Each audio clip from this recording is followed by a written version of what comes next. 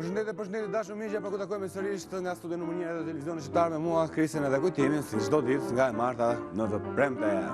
Miq të Kolorit, faleminderit që jeni gjithmonë me ne, faleminderit që na ndiqni nga ekrani i TVSH-s, na ndiqni gjithashtu edhe në live stream në rtsh.al, edhe po ashtu edhe faleminderit për më saktë besnikërinë tuaj që keni edhe në YouTube, në kanalin tonë të dedikuar vetëm Kolorit, Kolor rtsh. Shumë faleminderit miq të Kolorit. Faleminderit gjithashtu Sita Morte, e cila mundëson veshjen time nga e Marta në të premte. Shumë faleminderit për këto fustane kaq të bukura, kaq të lehta dhe kaq të freskëta me këto motive shumë verore. Është mu në zemër të bllokut e rruga Brigada e 8. I mbarove falënderimet. Po, tani duhet falenderuar sepse mirënjohja është vërtet o Erion. Po pse falenderove Kujtimin? Po Kujtimin e falenderoj gjithmonë. Okej, mirë pra, gjithë ta miq që Kristi foli dhe përmendi janë ata të cilët nuk të lënë asnjëherë vetëm, por një pjesë e jetës tonë është edhe vetmia. Është një temë që do të flasim në pjesën e parë, do të flasim për vetmin. Nuk e di, ka njerëz që përjetojnë mirë këtë pjesën, kanë nevojë të rinë edhe vetëm. Po pra, po, e ke ose ndoshta ne nuk e kuptojmë me të vërtetë çfarë është vetmia, Po jo, besoj se të gjithë na ka rastitur që kemi ato momentet tona që duam të rim vetëm. Po si di ma quhet kjo vetmia apo jo? Po ose ndonjëherë për shembull të ndodh periudhën që del në qendra tregtare, jemi miq, edhe prap ndihesh vetëm. O kujtim si është kjo del, jemi miq dhe ndihesh vetëm? Ndihesh si bosh, si vetëm. Dy fjalë, vetmia mund të jetë dhe luks. Luks? Në momentin e dur, ti je vetëm, mund të jetë edhe luks. Po, se do të jesh vetëm se gjen ndonjë. Edhe se gjen natyrisht. Është vërtet. Okej. Mirë. Interesante kjo Kujtimi, nuk do ta flasim. Okej, më pëlqeu. Për vetmin me profesionistë të cilët do japin mendimet e tyre ndaj për të gjithë ju miq të Kolorit, të cilët keni pyetje për vetmin ose ndoshta pyetje sepse ka raste kur ajo vetmia shpesh agravohet edhe bëhet në një gjendje të rëndë, mund na shkruani në Facebook, në faqen tonë pyetje të ndryshme, edhe ne do t'i bëjmë live në Korale. Okej, gjithashtu do të jetë edhe pjesa tjetër e emisionit, që do të kushtohet tërësisht një temë tjetër, nuk ka të bëjë shumë me vetmin kjo pjesa, sepse atje kur do bëhet fjalë për pushime, njerëzit duan të jenë sa më bashkë, por ka dhe nga ata që zgjedhin një ishull të jenë vetëm. Okej, vetëm ose një person. Është ai luksi tani që vetmia është vërtet luksi, bësh pushimet vetëm. Mirë, është momenti që ne të shkojmë të bashkohemi ke paneli për të folur për pjesën e parë për vetmin, ndërkohë vetëm pas panelit të parë do të flasim për pushimet, për bërë pushime me pak shpenzime. Presim ato pushimet edhe kam përshtypjen që gjithë pyetja Ti mund të fillosh që nesër. Është ku do ikim me pushimet? Mund të fillosh që nesër pushimet. Po ti për shembull? Jo, ne me Kujtimin kemi punë. Është ajo pyetja që si të bëjmë pushime, është rentuar, çdo gjë është bërë me shtrenjtë. Në Kolor sot do të japim shumë mendime se si të bëjmë pushime shumë të bukura e pa kosto. Okej, mirë, shkojmë të bashkojmë panelit.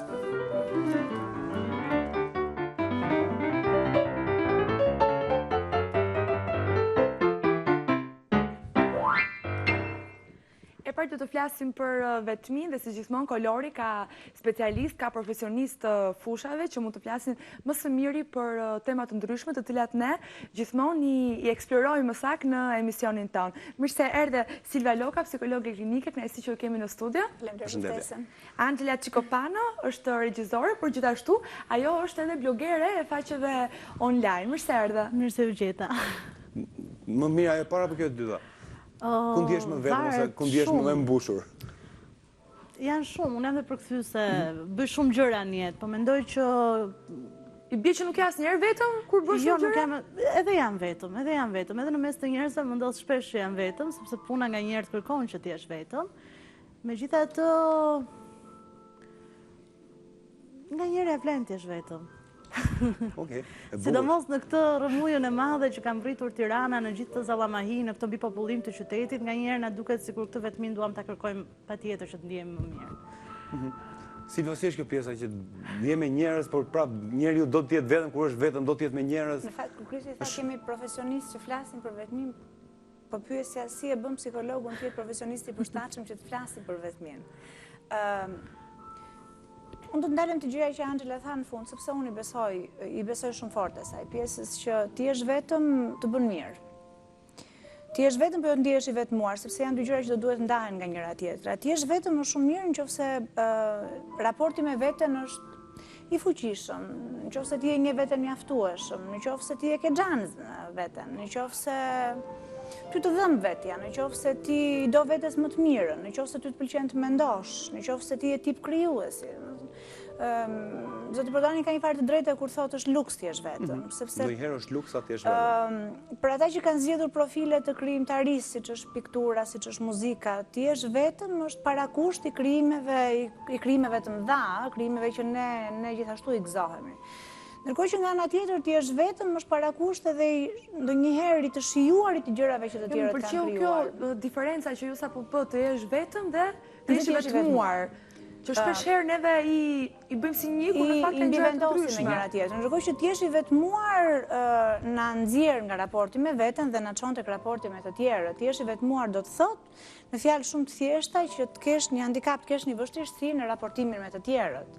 E kjo pastaj shpjegon arsye sepse ne edhe duke qenë në raport, edhe duke qenë në pranitë të tjerëve ndjehemi vetëm më shumë të vetmuar se sa vetëm, sepse të jesh vetëm është ajo që unë po ju thosha pak më parë. Të jesh i vetmuar do të thotë të ndjesh që nuk i përket grupeve të caktuara shoqërore, të jesh i vetmuar. Je përjashtuar nga të tjerët apo vetë përjashtohesh?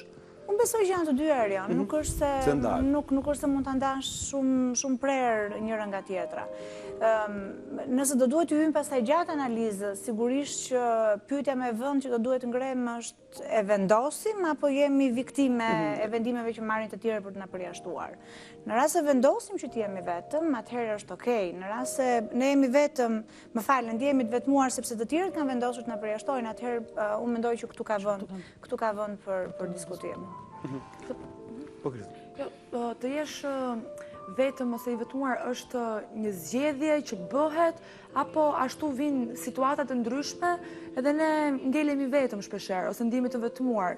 Do të thonë ne ndihemi të vetmuar se zgjedhim vetë të gjë apo se ashtu vinë situata të ndryshme të jetës. Kristi, më lejo të të them një gjë. Pjesa më e madhe e njerëzve me të cilët unë punoj, pavarësisht të natyrës, të nevojës, të shqetësimit me cilit vinë, kanë disa të përbashkëta.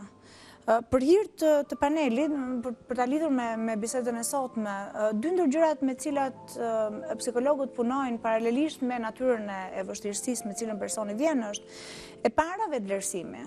Përgjithsisht njerëzit vinë me një vetvlerësim të lëkundur, ndonjëherë të shokuar, ndonjëherë të thërmuar nga themelet.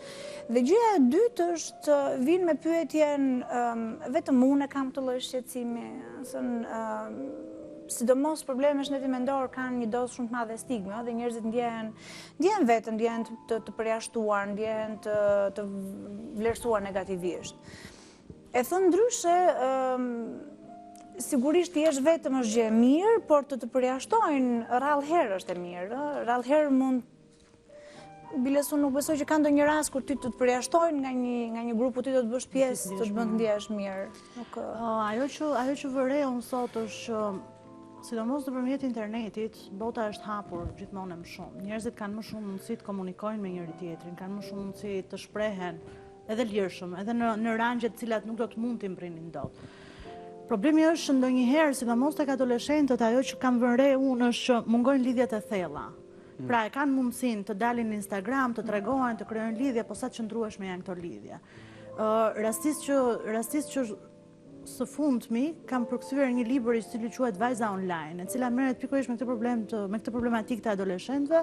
Është një vajzë, një gjimnaziste në Angli, e cila ka probleme të shprehi veten e vet lirshëm dhe për këtë arsye ajo hap një blog online ku është anonime. Dhe janë gjitha problemet që asaj i lindin kur zbulohet se cila është pas blogut, fakti që asaj tani i duhet përballet me marrëdhënie njerëzore të cilat i erdhën pikërisht nga këto marrëdhënie të internetit. Dhe thotë një fjalë të zgjuar, thotë nganjëherë bota e internetit ka marrëdhënie shumë të cekta, që ka shumë e cekët.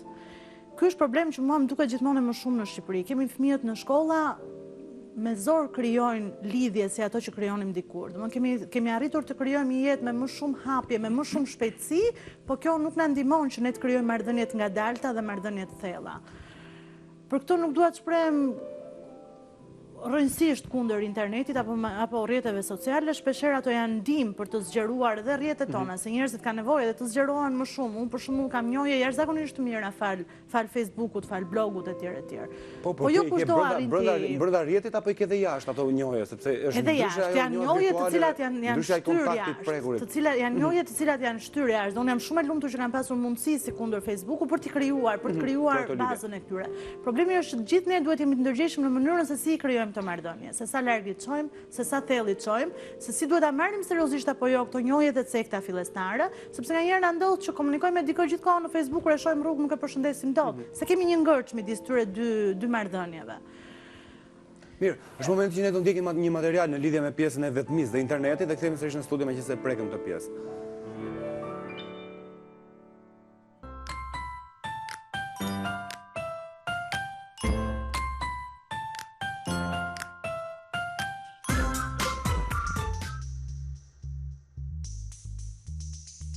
Jetojmë në kohën e shpikjeve të përditshme të cilat mundësojnë marrëdhënie njerëzore në të gjithë botën pa lëvizur madje fare nga shtëpia.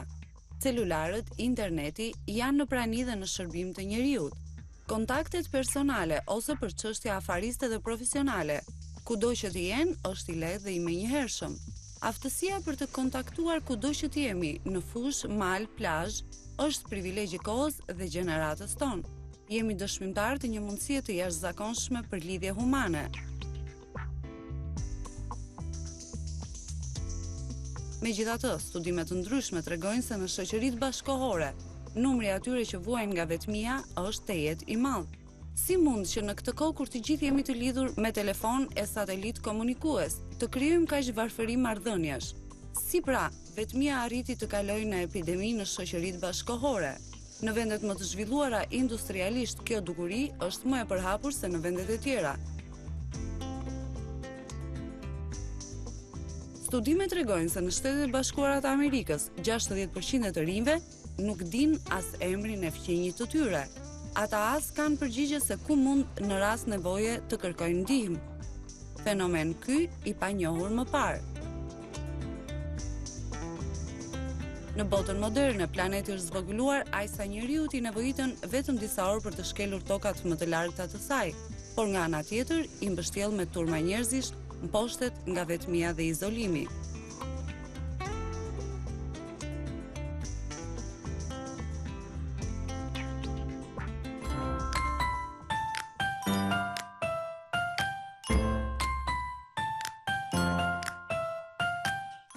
Mirë, kthehemi sërish në studio. Silva më shpjegoi këtë pjesën e personave, sepse mua shpesh personat të cilën kalojnë një kohë të gjatë përpara internetit dhe rrjeteve sociale, më duken si personat që kanë diçka që ju mungon brenda tyre, domethënë janë të vetmuar, jo se janë asociale, nuk e di çfarë problemi, çfarë, duket sikur kanë diçka që nuk shkon me ta. Është e çuditshme se mendoj kemi të dy njësoj. Pavarësisht se vetë jemi aq të dhëm pas tyre, por që Eron e kam të vështirë të them që ai që konsumon shumë kohë në internet e bën sepse vuan mungesën e raporteve në rrjet. E kam të vështirë ta them këtë përfundim. Megjithatë, ajo që mund të them me siguri është që rrjetet sociale me në krye Facebookun, në fakt kanë transformuar një koncept me cilin pak njerëzit merren kohën e fundit sepse e kanë kapërdirë si të vërtet. Koncepti i miqësisë. Një nga opsionet që keni në Facebook është të ftosh që të bëhesh mik me dikë dhe. Mirë po, koncepti i miqësisë në fakt është një koncept që me të vërtet duhet transformohet për të bashkangjitur zhvillimeve të shoqërisë, por sigurisht që për shkak të transformimit që Facebooku i ka bërë të qenurit mik, ka transformuar edhe mënyrën se si ne sot flasim për vetminë dhe për qenurit i vetmuar. Dua të them, nëse ti jesh mik me dikë, do të thotë të shpenzosh kohë, të ndash interesa, ti jesh afër kur ai ka nevojë, ta thrasësh kur ti ke nevojë, sa prej këtyre gjërave realizohen me një mik në Facebook? Po besoj, nëse qëndron aq të nëse ti ke vërtet një person i cili flet pavarësisht se mund mos e shtakuar asnjëherë, dhe ai të thot një hall që ka një problem sepse ndoshta ndjehet më lirshëm nga ai dhe ti e mbështet në atë moment, pa aq sa ke, kjo tregon një lloj raporti që ti krijon me atë personin pavarësisht se nuk jeni takuar kur më parë ose nuk e di. Pa diskutim që krijon raport. Vetëm fakti që ti po shpenzon minuta për të komunikuar me dikë, sigurisht që ka raport aty brenda. Më i gjendshëm njeriu është aty sepse ka gjithkohë në dorë sesa me të gjend në jetën e përditshme një person aq afër. Ti jap të drejtë, ai është më i gjendshëm, por pyetja është a është ai mik? Sepse këtu nis çështja, do të thotë, a është me të vërtet mik personi me cilin ti kalon kohën në internet? Apo është personi me cilin ti kalon kohën për jo miqësi? Se di si ta vësh në provë në internetit. Sepse pastaj nga këtu do dalim për të kuptuar realisht se si ka mundësi që pavarësisht se kalojmë kohën në Facebook, në fund të ditës na ngelemi vetëm.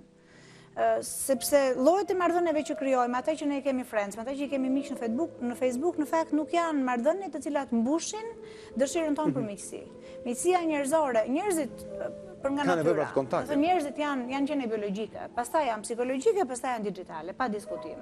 Zhvillimet e fundit kanë treguar që ne jemi të ndërtuar të aftë për të përshtatur digitalizimit. Por nevojën tonë biologjike nuk mund ta përmbushi marrëdhënia miqësore që ne krijojmë në Facebook, ose të paktën nuk mund ta përmbushi plotësisht.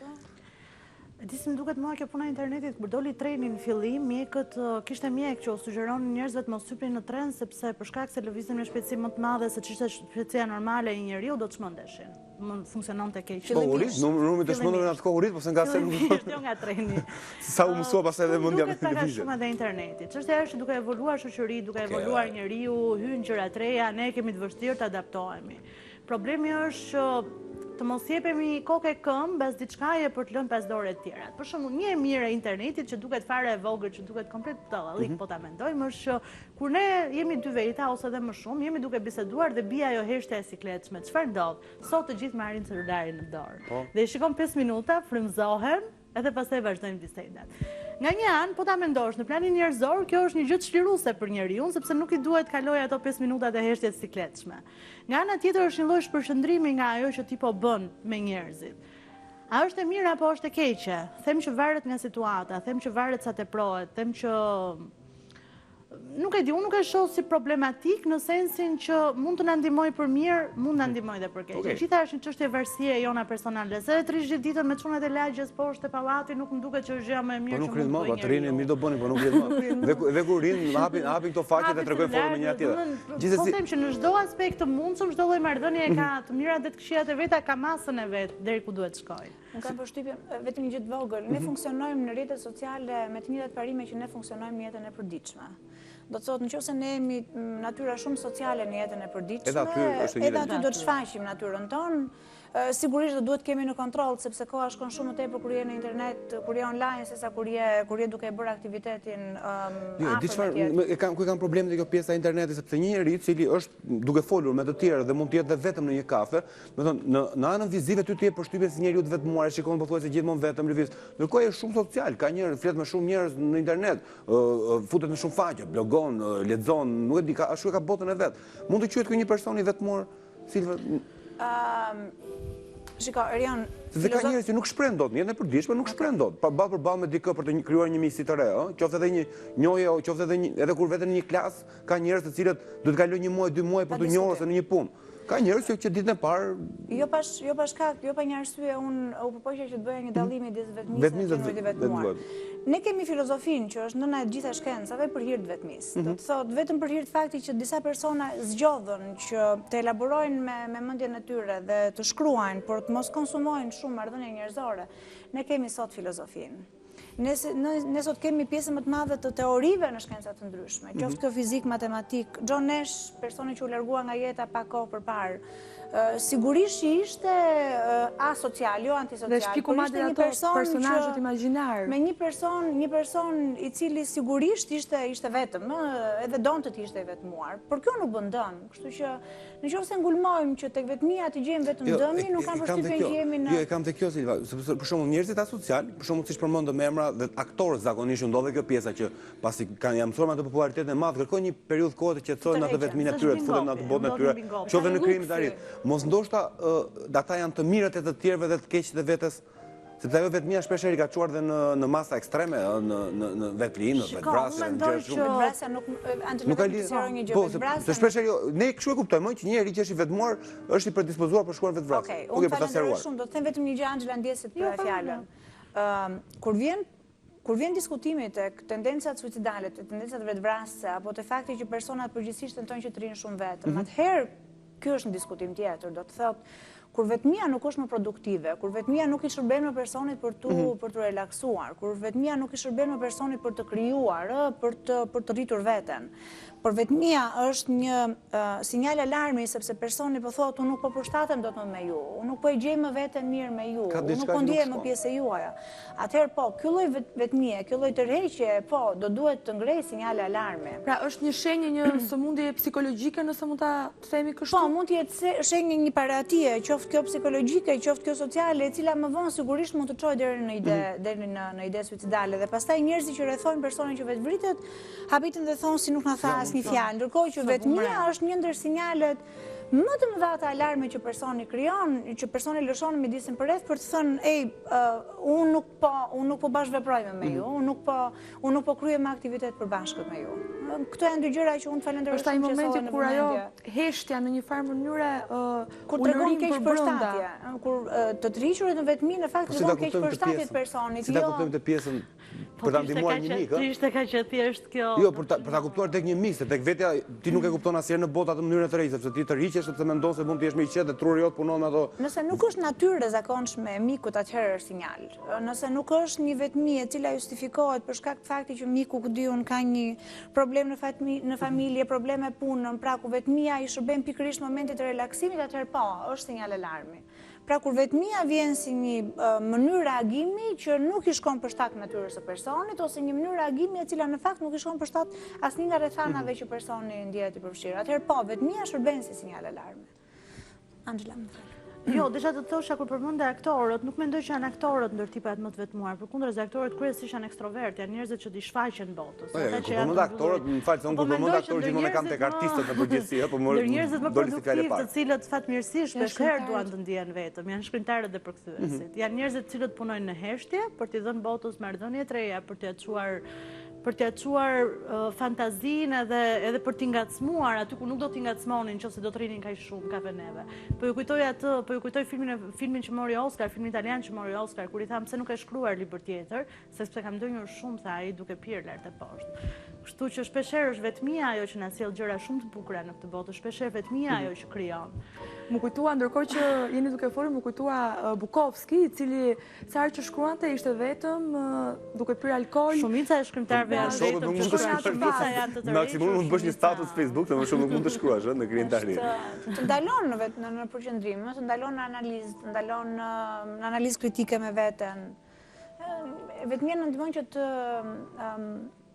të krijojmë përthyrje brenda. Do të thotë ne të fillojmë të flasim me zërin brenda nesh. Ndonjëherë kjo vrapi të përditshmes, konsumimi i statuseve, i komenteve në Facebook, të ndalin që të flasësh me zërin brenda, me atë që ty të shërben si personi që të përkra, ose të shërben si personi që bën analizën e Silva, kjo është një që e bëre mirë, të vazhdosh ta bësh, Silva, kujdes, kjo është një që ti nuk po e bën mirë.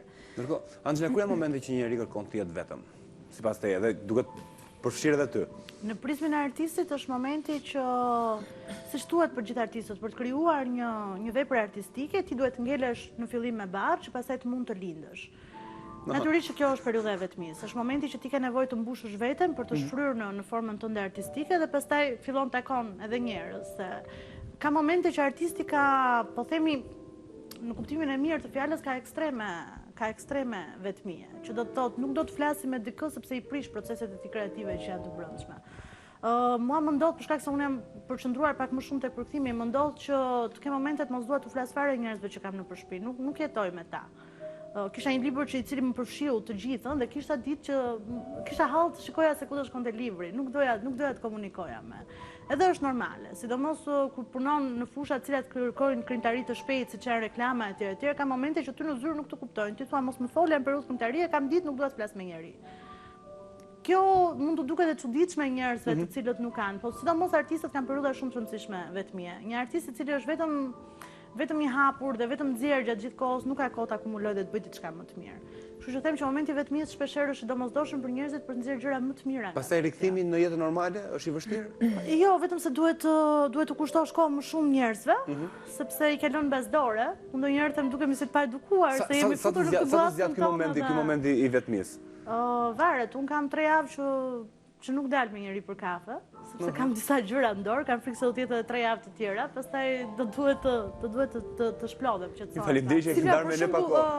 Ndërkohë që unë jam njëri shumë social, për shembull, më është krejt e kundërta asaj që duket. Angela për shembull po thotë që kam 3 javë që nuk dal me njëri, nuk pi diçka jashtë për shembull. Dale, pi një kafe poshtë me burrin dhe me fëmijët, po ta kanë fjalën nuk dal, nuk do dalë edhe darkave, do nuk bëj jetën e brullshme dhe. Sepse shfutet tek projekti vetë është kohës se kam të mbyllur, e shoh vetëm pak. Është duke bërë misi në projektin që ka. Jam në momentin që po nxjerr diçka nga dora, kështu që më duket mua ndoshta e kam edhe gabim që njerëzit në kohët moderne kërkojnë të rinë më shumë vetën se çka qenë më Sepse përpara. jeta është shumë e shpejtë. Robinson Crusoe e keni parë besoj. E kemi kemi patur Regina Shklasën në të vjeçare. Ajo është një vepër klasike e faktit që njeriu edhe kur është fizikisht vetëm ka nevojë për praninë e të tjerëve. Pa i stregoni që ishte i vetmuar. Megjithatë, falenderoj shumë. Megjithatë, ajo tregon që njeriu kur është mjaftueshëm i fuqishëm brenda, mjaftueshëm i plotësuar brenda, për tjetrin ka nevojë, po jo ka nevojë sepse pa të nuk mund të rrijë, sepse pa të nuk mund të ekzistojë. Për tjetrin ka nevojë sepse me tjetrin mund të ndajë, me tjetrin mund të kalojë më mirë, me tjetrin mund të argëtohet më shumë, tjetrin mund t'i shërbej, tjetrin mund t'i shërbej atij.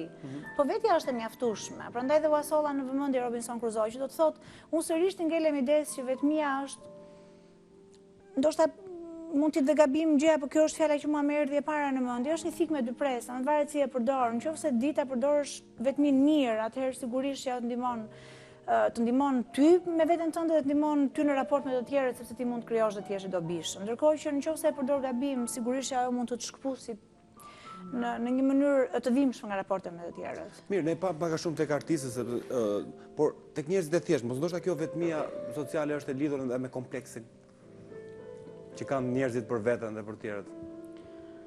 Shikone, nuk kemi një... Të qenë psikologe, ndonjëherë, kur je në panel, të detyron të bie shpreh përgjithësimeve, po unë e kam më shumë merak këtë pjesën. Mos mendoni që po përgjithsoj, por ajo që dua të them është që përgjithsisht natyra e shoqërisë shqiptare nuk është një natyrë dashamire me individin.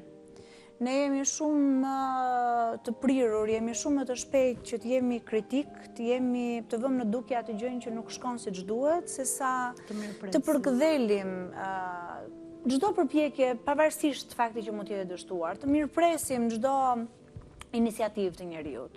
Duke qenë se përgjithsisht jemi shumë më të ngurtë se ç'është tendenca e njeriut për të qenë iniciator në kohën e sotme, unë besoj që kjo krijon probleme, krijon komplekse të shumë natyrave që pastaj sigurisht ja mbushin mendjen e njeriut që shiko, është më mirë të jem vetëm, është më mirë që të mos e bëj këtë në syrin e tjetrit, është më mirë që të mos guxoj, është më mirë që të mos e kem iniciativën, sepse nuk i di se si ma presin. Se në këtë pikë mendoj që po, shoqëria shqiptare përgjithsisht duke qenë ndoshta jo konservatore, po duke qenë ndoshta mire, thash me brendinë me thelbin e njeriut, prodhon komplekse.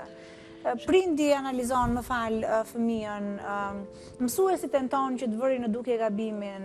Po të shikoni për shembull, ka një përpjekje të mirë vitet e fundit që kjo të ndryshojë, por ka një tendencë në historinë e zhvillimit të arsimit në Shqipëri që vjet vlerësimi që është vlerësim poshtë vjetës, edhe komentohet gabimi. Ndërkohë që kur vjet vjeta në provim, duket sikur nuk ka nevojë që t'i thuhet personit bravo, të lumt. Kjo është gjë që mua më gëzoi shumë. Personi se do se ikët me bravo dhe mora 10. Edhe vetë personi nuk intereson më që të kuptoj, okay, e pati suksesin, po ku do të atriboj suksesit. Edhe kur ka një vlerësim, le të themi 7 apo mirë, nuk i thuhet personit përpos fakti që këtu gabove, po këtu harrite që ti je shumë i mirë. Sistemi sigurisht të rriqet atë. Çfarë më duket mua dhe sinqerisht mua më krijon probleme, por mbas ne kam unë, mbas është problemi im. Ajo që më duket si vetmi moderne është fenomeni i Instagramit. Është fakti që njerëzit duan më shumë të duken se sa të thellohen në të menduar. Është fakti që postojmë gjatë gjithë kohës foto sa bukur dukej me kë jemi, edhe nuk i jetojmë realisht të gjitha këto. Ajo mua për shumë më bën përshtypje sa herë që jam duke kaluar një situatë shumë të bukur, duke përjetuar atë, nuk harroj gjithmonë të bëj fotografi. Pra nëse ne realisht jetojmë situatat, jo gjithmonë na bjen në mend të bëjmë fotografi, kurse ajo që shoh tek brezëri dhe që sinqerisht më tremb është fakti që më parë bëj një foto se sa e shijojnë atë që po bëj. Unë po qeshtem se domethënë na ndodhe neve shpesh që jemi në një moment në një ambient dhe themi po bëjmë një foto, po ambienti mund të jetë një gjë shumë kështu dhe mënyra se si e shesim është prandaj po vjen për çështje. Fotoja ka qenë ajo që ruante momentin, ajo që të kujtonte se sa bukur kemi kaluar në atë moment. Tani një fotove është kaq i madh, sa ty nuk të kujton më, domethënë thjesht biles kishte një studim që tregonte se nëse shkojmë në një muzeum dhe bëjmë foto, ne nuk do ta mbajmë mend atë që kemi parë, sepse ja kemi ngarkuar fotos të gjithë parjen e detajit e tjerë dhe ne nuk i themi më fotos kurrë. Ndërkohë që kur e shohim në vetën e parë kemi fiksuar më shumë gjëra. Kjo është vetmia moderne që më ndron. Është fakti që duam më shumë të dukemi se sa të mendojmë thellë. Kjo është ajo që më duket mua që mbasi do vi momente ta kuptojmë, do ulemi pak, po Ndërkohë kemi lënë gjërat kalojnë. Ndërkohë kemi lënë gjëra të tjera më të thella për të shkuar. Po për sa i përket, nga që po flisim dhe për komplekset, duke lidhur pak edhe me atë që tha Erioni më përpara, a e kuptojmë ne shqiptarët si popull vetmin, sepse ka raste që një vajzë ose një djalë dëshiron të pi diçka e vetme në një bar, të pi diçka, edhe unë vërej që shpesh paragjykohet që shiko është e vetme, ndërkohë që fare mirë individi mund ta shohë në maksimum atë gotën me vetmin e tij. A e kuptojmë ne këtë gjë apo kjo është vetë vetmi e mirë? Mua më kanë thënë njëherë, më thanë ti me siguri do kesh mbaruar shkollën në Francë. Tash jo, nuk kam lëvizur nga Shqipëria, po pse? Se të shohim që pi kafe duke lexuar. Bëm përshtypje. Këto janë gjëra që mendoj që janë gjëra që avash po ndryshojnë. Shqipëria, mos harroni që Shqipëria deri më sot ka pasur probleme me profesionin e psikologut sepse fliste me komshien. Ne akoma sot i qajmë hallet me komshiun dhe me komshien, me gocën e tezës e tjerë e tjerë. Dhe i merr vesh gjithë. Gjë që nuk para ndodh nëpër botë. Kështu që këto janë dinamikat të zhvillimit e tjerë e tjerë. Unë kam filluar të shoh më shumë njerëz që dalin me veten e tyre. Okej, edhe me veten e tyre me celularin, por kjo nuk tregon që janë më shumë të vetmuar, Jo, unë nuk i shoh si të vetmuar, unë i shoh si njerëz që kanë nevojë të konsumojnë kohë me veten. Nuk më duket si gjë negative. Pse ke konsumimi kohë me veten, nuk tregon vetmi që ti si nuk ke shok, nuk ke miq. E sigurt është që ti ke gjithmonë dy zgjedhje. Ose jetën kolektive, ose jetën tënde Se ka dhe shumë njerëz janë pak personale. kënaqur dhe vetëm dhe duan të rinë me sa më shumë njerëz dhe rinë kot, edhe prapë janë është ajo pjesa që ne e përmendëm që janë vetëm. Shiko, Erion, e di kur do të ishte një person për të qarë hallin, kur një aktivitet që qysh nga fillimi do duhet bëhet me të tjerët, personi zgjedh ta bëj vetëm. Atëherë po, do të themi ky është person që do duhet ja qajmë hallin. Por kur të lexuarit nuk ka nevojë që të kesh Njerëz tjerë se i bie nuk e lexosh se do merresh me tjerët. Përkundrazi se do të shpërqendrohen, ky person nuk është për të qarë hallin. Nëse personi e merr librin thjesht për të bërë një foto dhe për të thënë që shikon, po e bëj këtë gjë sepse kanë dhe të tjerë, atëherë këtu është gjë për të qarë hallin. Thënë, ajo që dua të them është që pa diskutim që ka aktivitete të cilat ne do duhet i bëjmë me të tjerët. Dhe nëse zgjedhim që këto aktivitete që bëhen me të tjerët, siç është nuk e di, festimi i ditëlindjeve, siç është puna, ne kemi probleme me punën në grup për shembull, që është komplet antipodi i qenurit i vetmuar. Ne e kemi shumë vështirë të bëjmë punën me grup sepse kemi të vështirë të besojmë tjetrit, e kemi të vështirë të ndajmë, e kemi të vështirë të delegojmë, e kemi shumë të vështirë të mbajmë përgjegjësi për atë gjë që marrim përsipër dhe gjëja që bëjmë është ne preferojmë të bëjmë punët vetëm. Megjithatë, di çfarë më bën përshtypje si nëse për shembull po të shikosh kronikat e lajmeve ku ka për shembull krime të ndryshme që ndodhin, shpesh mundohet të gjehet një pjesë e jetës së një personazhi i cili ka kryer të krimin që ka qenë dikur ose i vetmuar ose i ndrydhur ose nuk e di, i përjashtuar nga shoqëria dhe shpesh këto krimet të këtyre personazheve që janë krime pa ndonjë kushte, janë krime seriale, shpesh ndodhin nga këta njerëz ose ju gjendet kjo tipologji. Psikologët e nxjerrin në këtë konkluzion. Okej, dhe psikologët thonë gjëra të çuditshme, po edhe për filma, po ta shikosh, personazhi gjithmonë ka një jetë pasive, të vetmuar. Kanë të dhomën vetëm, rrin vetëm. Në filma ka stereotipe stereotipe. Okej, nëse një film nuk do të thoshte diçka për të rrejur vëmendjen e miliona njerëzve, nuk do të kishte shikueshmëri dhe në këtë pikë nuk do të nxirrte as kostot e krijimit. Absolutisht nuk dua të minimizoj vlerën e kinematografisë, por pa diskutim që problemet të mëdha me funksionimin tonë si të rritur lidhen apo i atribuohen një pjesë mirë të vështirësive që ne kemi si fëmijë. Po mos kujto se qenurit i pari të gjithëve, të qenurit ai që prindrit tonë të jemi i vlerit, të jemi i vyer, pa ty shoqëria nuk bën dot, pa ty gjërat nuk kanë pikë vlere, ky person kur të rritet nuk do të ketë vështirësi. Sa më shumë të shkojmë tek ekstremi, aq më shumë zarare do të presim. Edhe një fëmijë i vetmuar ka gjasa që të ketë probleme në jetën e tij si i rritur, ashtu sikurse do të mund të ketë probleme edhe një fëmijë i cili e ka shumë të vështirë të kuptojë ku është kufiri vet.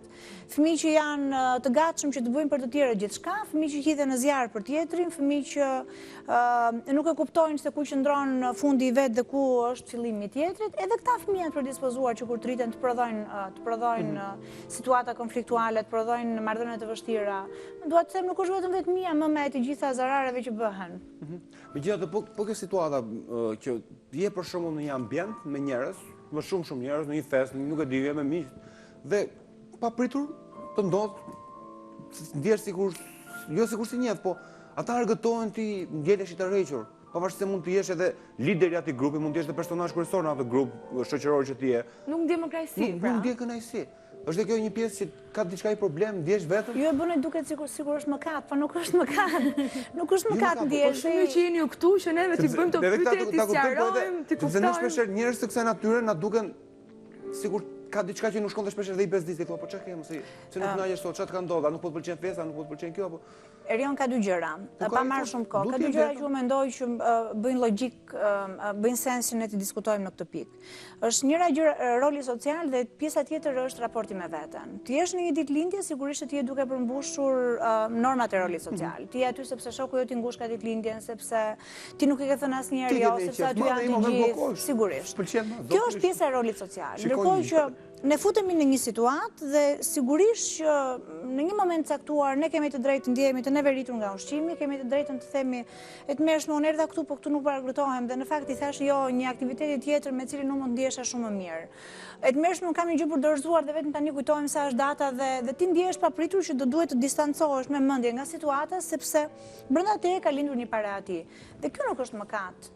Dua të them, nuk është e thënë që për hir të faktit që ne jemi shok të dikujt, të dashurat të dikujt, mama të dikujt, ne do duhet të jemi gjithkohën allegro, të kënaqur, të gëzuar, ti je i trishtuar është gjithashtu normale, ti je i neveritur është gjithashtu normale, të duash të qash në momentin që të tjerët janë duke qeshur është gjithashtu normale, sepse në të kundërt ti nuk je qenë njerëzore.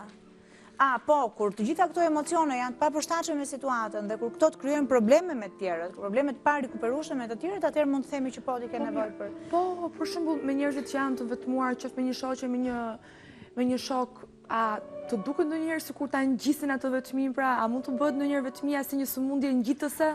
A të bëhet e qeshur e ngjitëse? Po.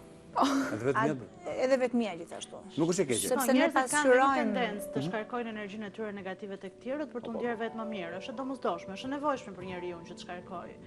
Problemi është që ne kemi në dorë të vendosim nëse duam vazhdimisht të rrimë me njerëz që na shkarkojnë energjitë e tyre negative apo nëse duam të rrimë kjo vetmia që përcillet është një energji negative? Jo domosdoshmërisht, mua nuk më duket domosdoshmërisht energji negative. Nga një anë të respektojmë vetminë e tjetrit, më duket gjë më pozitive se sa të respektosh qoftë edhe vetminë tënde, që do të thotë nëse tjetri ka nevojë për disa kufi për të mos e kaluar masën e tij, po themi do të largohet nga ditëlindja sepse nuk po e përballon dot më. Them që ta ndihmosh atë duke ndërnjur në një vetmi të vetit të dytë, do të ishte më mirë se sa po ta lësh tjetrin vetëm. Megjithatë, Silva, për të qëndruar tek pjesa, vetmia është diçka ka të bëjë me tipin e personazhit, të ndryshëm apo çdo kush mund të bjerë pre ose për të qenë ka nevojë të ri vetëm. Apo ka një kategori personazh të cilët kanë një lloj tipi që e mësuar që në fëmijëria, nuk e di, është vetmia që ndonjëherë nuk kupton tërheqjen, të qenurit të tërhequr. Sigurisht që është në karakterin, është në tipologjinë e reagimit që dikush bën. Ka tipa që janë shumë të prirë për të dhënë së jashtme, ka tipa që janë të prirë për të funksionuar të tërhequr. Dhe është okay. Ajo që unë thash në fillim dhe që i më shoj shumë fort është një pjesë e mirë e krijimeve sot në botë nuk do të ishin nëse do të kishin vetëm njerëz ekstrovert të dhënë për të bërë aktivitetin e jashtëm, sepse do të ngele shumë pak kohë për të prodhuar pastaj për njerëzimin. Dhe kjo është okay, kjo është absolutisht okay. Mirë, po ndonjëherë ajo që ndodh është që këta persona që janë introvert, që janë të tërhequr, duke qenë se tentojnë që për hir të karakterit që kanë, të jenë në hije, të jenë jo aty ku është turma, ndonjëherë këta persona nuk bien në syrin e atyre që janë të detyruar të nxisin, që do të thotë prindrit ndonjëherë janë shumë të kënaqur kur fëmia rigjikon në dhomën e vet, lexon, është i qetë, nuk krijon shqetësime dhe fëmia lihet. Dhe këtu fillon problemi, kur fëmia për hir të natyrës lihet dhe ati nuk i përcillen informacione, ati nuk nxitet që të futet në marrëdhënie, jo të sforcohet, po të nxitet. Kur ai nuk ndihmohet që të pyetet dhe të japi përgjigje, sepse një fëmijë introvert mund të fillojë dhe të mendojë shumë gjëra në kokën e tij, të bëj pyetje dhe të japi përgjigje. Dhe kur pyetjet dhe përgjigjet vijnë brenda të njëjtit person, pa ndërmjetësimin e një të rriturit, ky është një problem. Këta fëmijë që shkojnë në shkollë dhe ikin nga vëmendja e mësuesve, sepse mësuesit përgjithsisht tentojnë që të kenë problemi më madhor fëmijët që janë hiperaktiv, që i prishin orën e mësimit, dhe fëmijët që janë të tërhequr i lënë në hije, ndërkohë që në fakt ata do duhet të kenë vëmendje po aq të madhe sa edhe fëmijët e tjerë. Në këtë moment po, të qenurit në karakteri të tërhequr, por të lihesh i shmangur nga të tjerët, sigurisht që kjo mund të krijojë probleme më vonë. Shiko, më shumë se një problem shoqëror, vetmia për mua është një problem që lidhet sidomos me familjen, që të thotë nëse ne do t'i dëgjojmë më shumë fëmijët tanë, nëse ne do t'i pyesim dhe kur ata nuk duan të flasin, nëse ne do t'u krijojmë besimin që ata dëgjohen kur i hapin problemet e tyre, që marrin përgjigje kur pyesin. Kjo do të thotë që kjo vetmia negative fillon edhe lëshon terren. Dhe ata fillojnë të kuptojnë vetmin pozitive, që do të thotë nuk ka problem të rish vetëm, nuk ka problem të bësh gjëra me veten tënde. Ajo si shta Silva, shpeshherë kemi fëmijë hiperaktiv që na duhet i ulim të lexojnë në mënyrë që të qetësohen pak. Në një anë kjo është më lehtë për të menaxhuar, sesa kur ke një fëmijë të qetë i cili mendon gjithkohon me veten. Se kur mendon njeriu gjithkohon me veten, nuk i dihet se çfarë mendon. Edhe ndonjëherë janë këto fëmijë të qetë për shembull që prindrit i lavdërojnë edhe shumë prindër nuk është mirë të lavdërojmë gjithkohon, sepse edhe lavdërimi gjithkohon krijon një lloj vetmie, nuk kërkon për më tutje, ose ka mbritur kaq shumë sa nuk di ku të shkojë më tej. Domethënë unë them që kryesisht vetmia të gjitha riparimet e veta duhet i gjejnë në rast parë tek familja. Pastaj më vonë njeriu fillon dhe vetë riparohet, nuk është fillon e kupton veten, fillon e njeh, kupton deri ku i ka limitet. Po kjo për shembull vetmia e grupeve, që grupet e caktuara izolohen edhe nisë bashku me njëri tjetrin. Përse ndodh kjo? Se jo shpesh shikojmë vetëm njerëz të vetmuar, por dhe grupe që izolohen dhe rinë tërkohës të izoluar pak nga ajo bota jashtë, pjesa tjetër. Jetojnë në të njëjtin stil. Kryesisht kam përshtypjen që ky është një fenomen i gjimnazistëve, i adoleshentëve, për shkak se ata kanë nevojë që të përshtaten në një grup i cili takon tipareve të tyre, nuk e din nëse janë sa. Kjo është pjesë e rritjes. Kjo është, nëse flasim për këtë fenomen në moshën adoleshencës, është pjesë e rritjes së shëndetshme. Do të thotë fëmia në moshën e tij si adoleshent ka një ndër, le të themi, një ndër hopet më të mëdha cilësore në të pranuarit e tjetrit. Dhe ai fillon të njohë veten nëse vendos veten në raport me tjetrin. Dhe ai përpiqet që të jetë pjesë e grupeve që nuk mund të jenë me 20, me 30, me 200 njerëz, por grupe me pak, grupe të vogla numerikisht.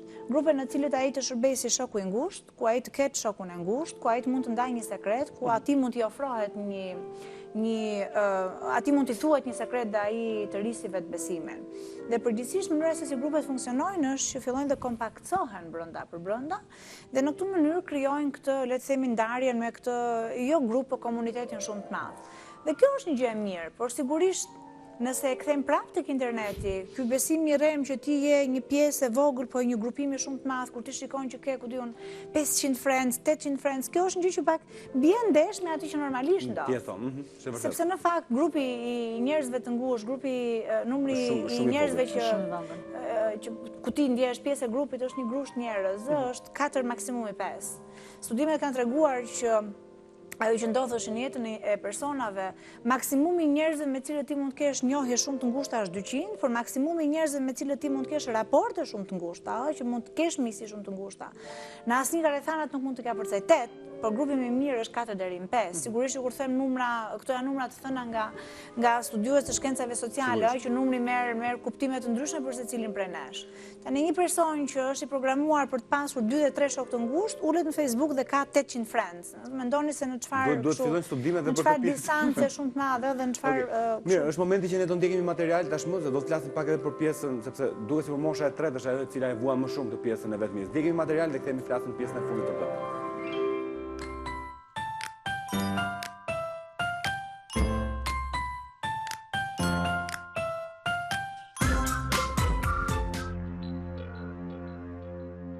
Vetmia mund të jetë fatale për të moshuarit, bën të ditur Agjencia Italiane e Lajmeve ANSA duke ju referuar një studimi të Universitetit të Chicagos, që nxori në pa efektet e jetës së vetmuar tek të moshuarit. Sipas rezultateve të studimit, të vetmuarit kishin 14% më shumë mundësi të vdisnin përpara kohe, ndërkohë që për ata që jetonin në varfëri ekstreme, kjo shifër shkonte në 19%. Edhe më parë studime të ndryshme kishin hedhur dritë në lidhjen që ekziston midis vetmisë dhe një sër probleme shëndetësore, si hipertensioni, ulja e imunitetit, depresioni apo infarkti. Në fakt, pjesëmarrës psikolog në këtë studim e krahasuan dhimbjen nga vetmia me dhimbjen fizike. Sipas psikologëve, është shumë e rëndësishme që edhe pas një moshe të caktuar, individi të jetë aktiv. Ata arritën në konkluzionin se kalojnë një pleqërim më të mirë fizikisht dhe psikologjikisht, ata të moshuar që vazhdojnë të integrohen me miq e familjar.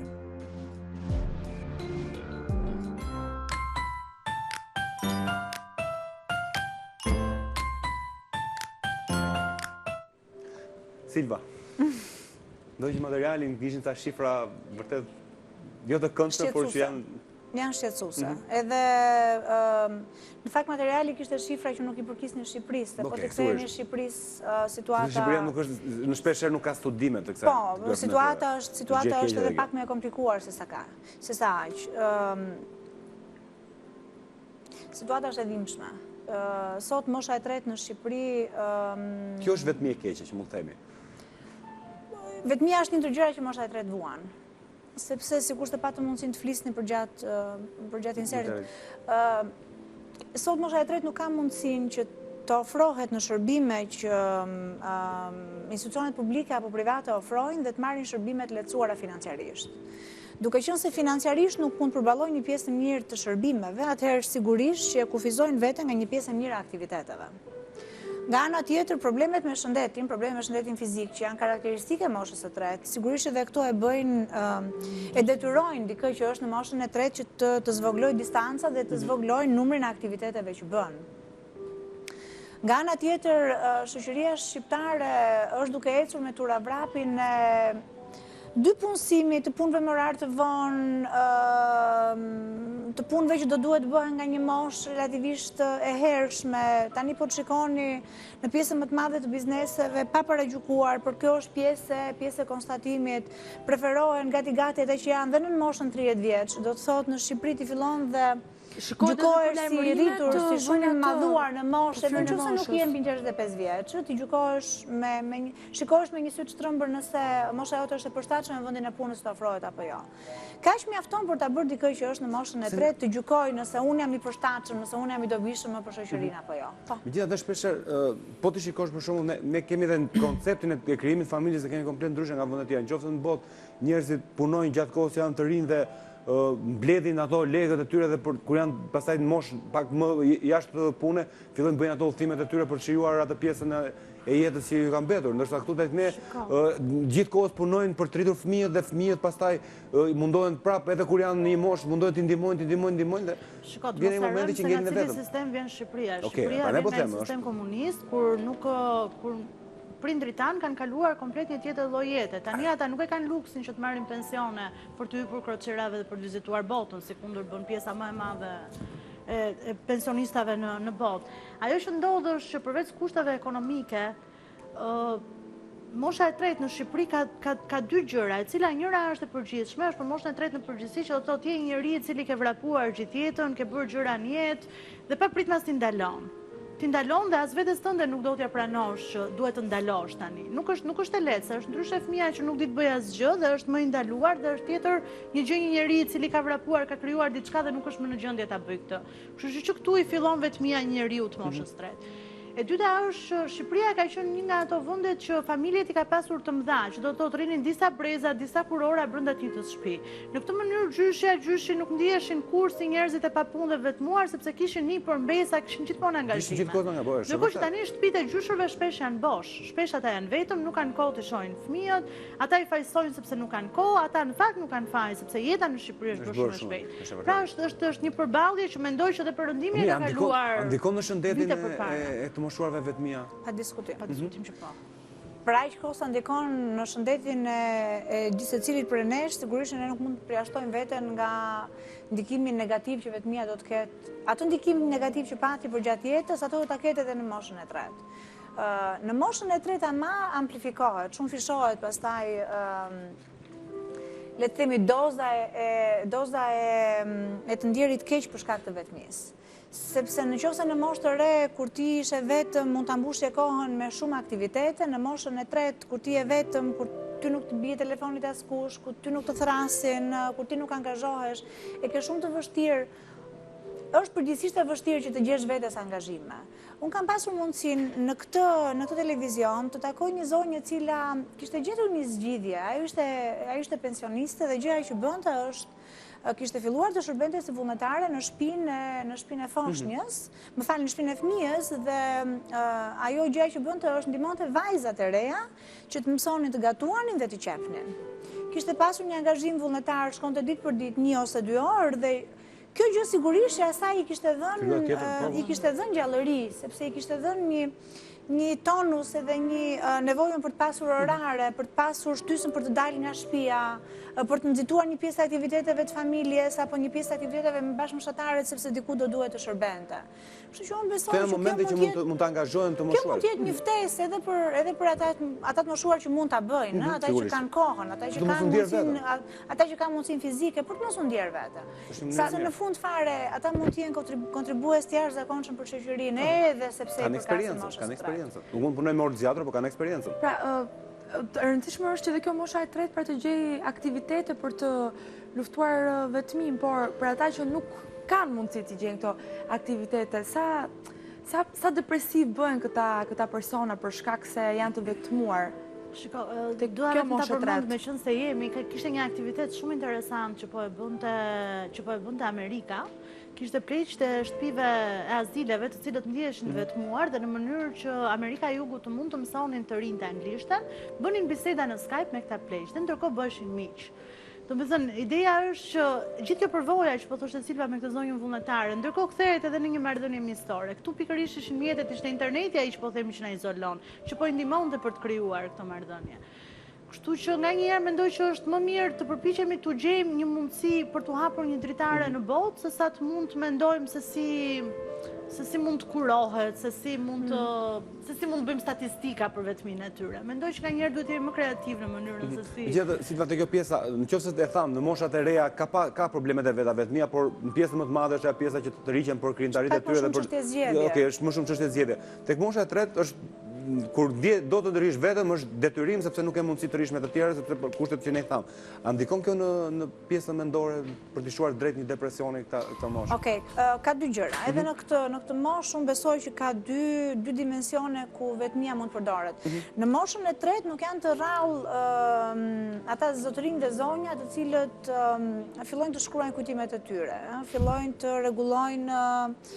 rregullojnë historikun e familjes në arkiva, në fotografinë, apo fillojnë të merren me gjën që kanë dashur gjithkohon të bëjnë, me një hobi. Një zonjë për shembull, Nina, ajo ka filluar të punojë me bërjen e kukullave të cilat shërbejnë për qendrat veçanta ku shkojnë fëmijë me nevoja të veçanta. Që do të thotë, të jesh i dobishëm, kjo mund të jetë njëra tendencë dhe unë i shkoj kësaj. Gjëja tjetër është sigurisht të kesh nevojë për marrjen e trajtimeve të veçanta, apo që shikoj, nuk është vetmia ajo që sjell probleme shëndeti mendor në moshën e tretë. I kontribuon pa diskutim shëndeti mendor, por nuk është ajo që sjell probleme shëndeti mendor. Sepse ti mund të jesh vetëm, por në rast se ti e di shumë mirë që do telefonohesh, që dikush të ka në vëmendje, që dikush të sjell një ëmbëlsirë të vogël, pavarësisht se mund të jetë emigrant jashtë Shqipërisë.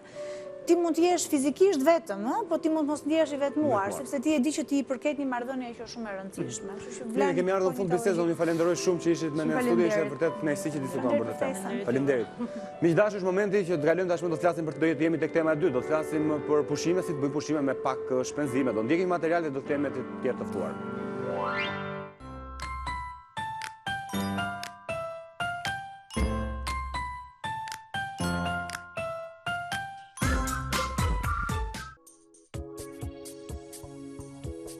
Turist me çadra, udhëtar me çanta shpine dhe aventurier territoresh të pashkelura.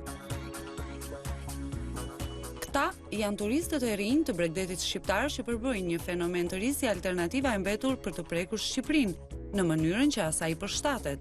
Dhe në fakt, nga Velipuja në Vlorë, Dhërmia, Sarand, çadrat e kampingut i sheh të ngritura ngado. Grupet individuale që vend pushojnë me çadra po krijojnë një mënyrë të re jetese në plazhet shqiptare. Madje edhe më pak të kushtueshme se mënyrat e tjera të pushuarit nëpër hotele.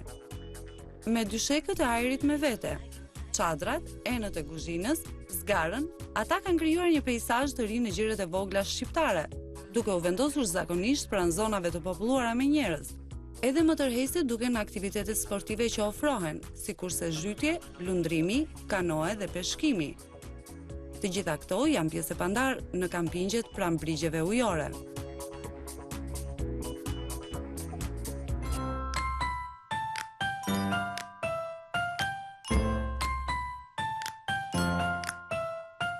E pra ndoqëm këtë material që na solli dhe neve pak në atë atmosferën e nxehtë, se në fakt është atmosferë shumë e nxehtë, por na solli në afër detit, në prag pushimesh, por siç e përmendam më përpara, është ajo pikpyetja se si të bësh pushime me pak kosto dhe ku janë ato destinacionet e preferuara për këtë verë. Me shumë kënaqësi prezantoj miqtë që sapo kanë ardhur në studio, mirë se erdhe Tleva Bragjeçi, ju vini nga Choose Balkans.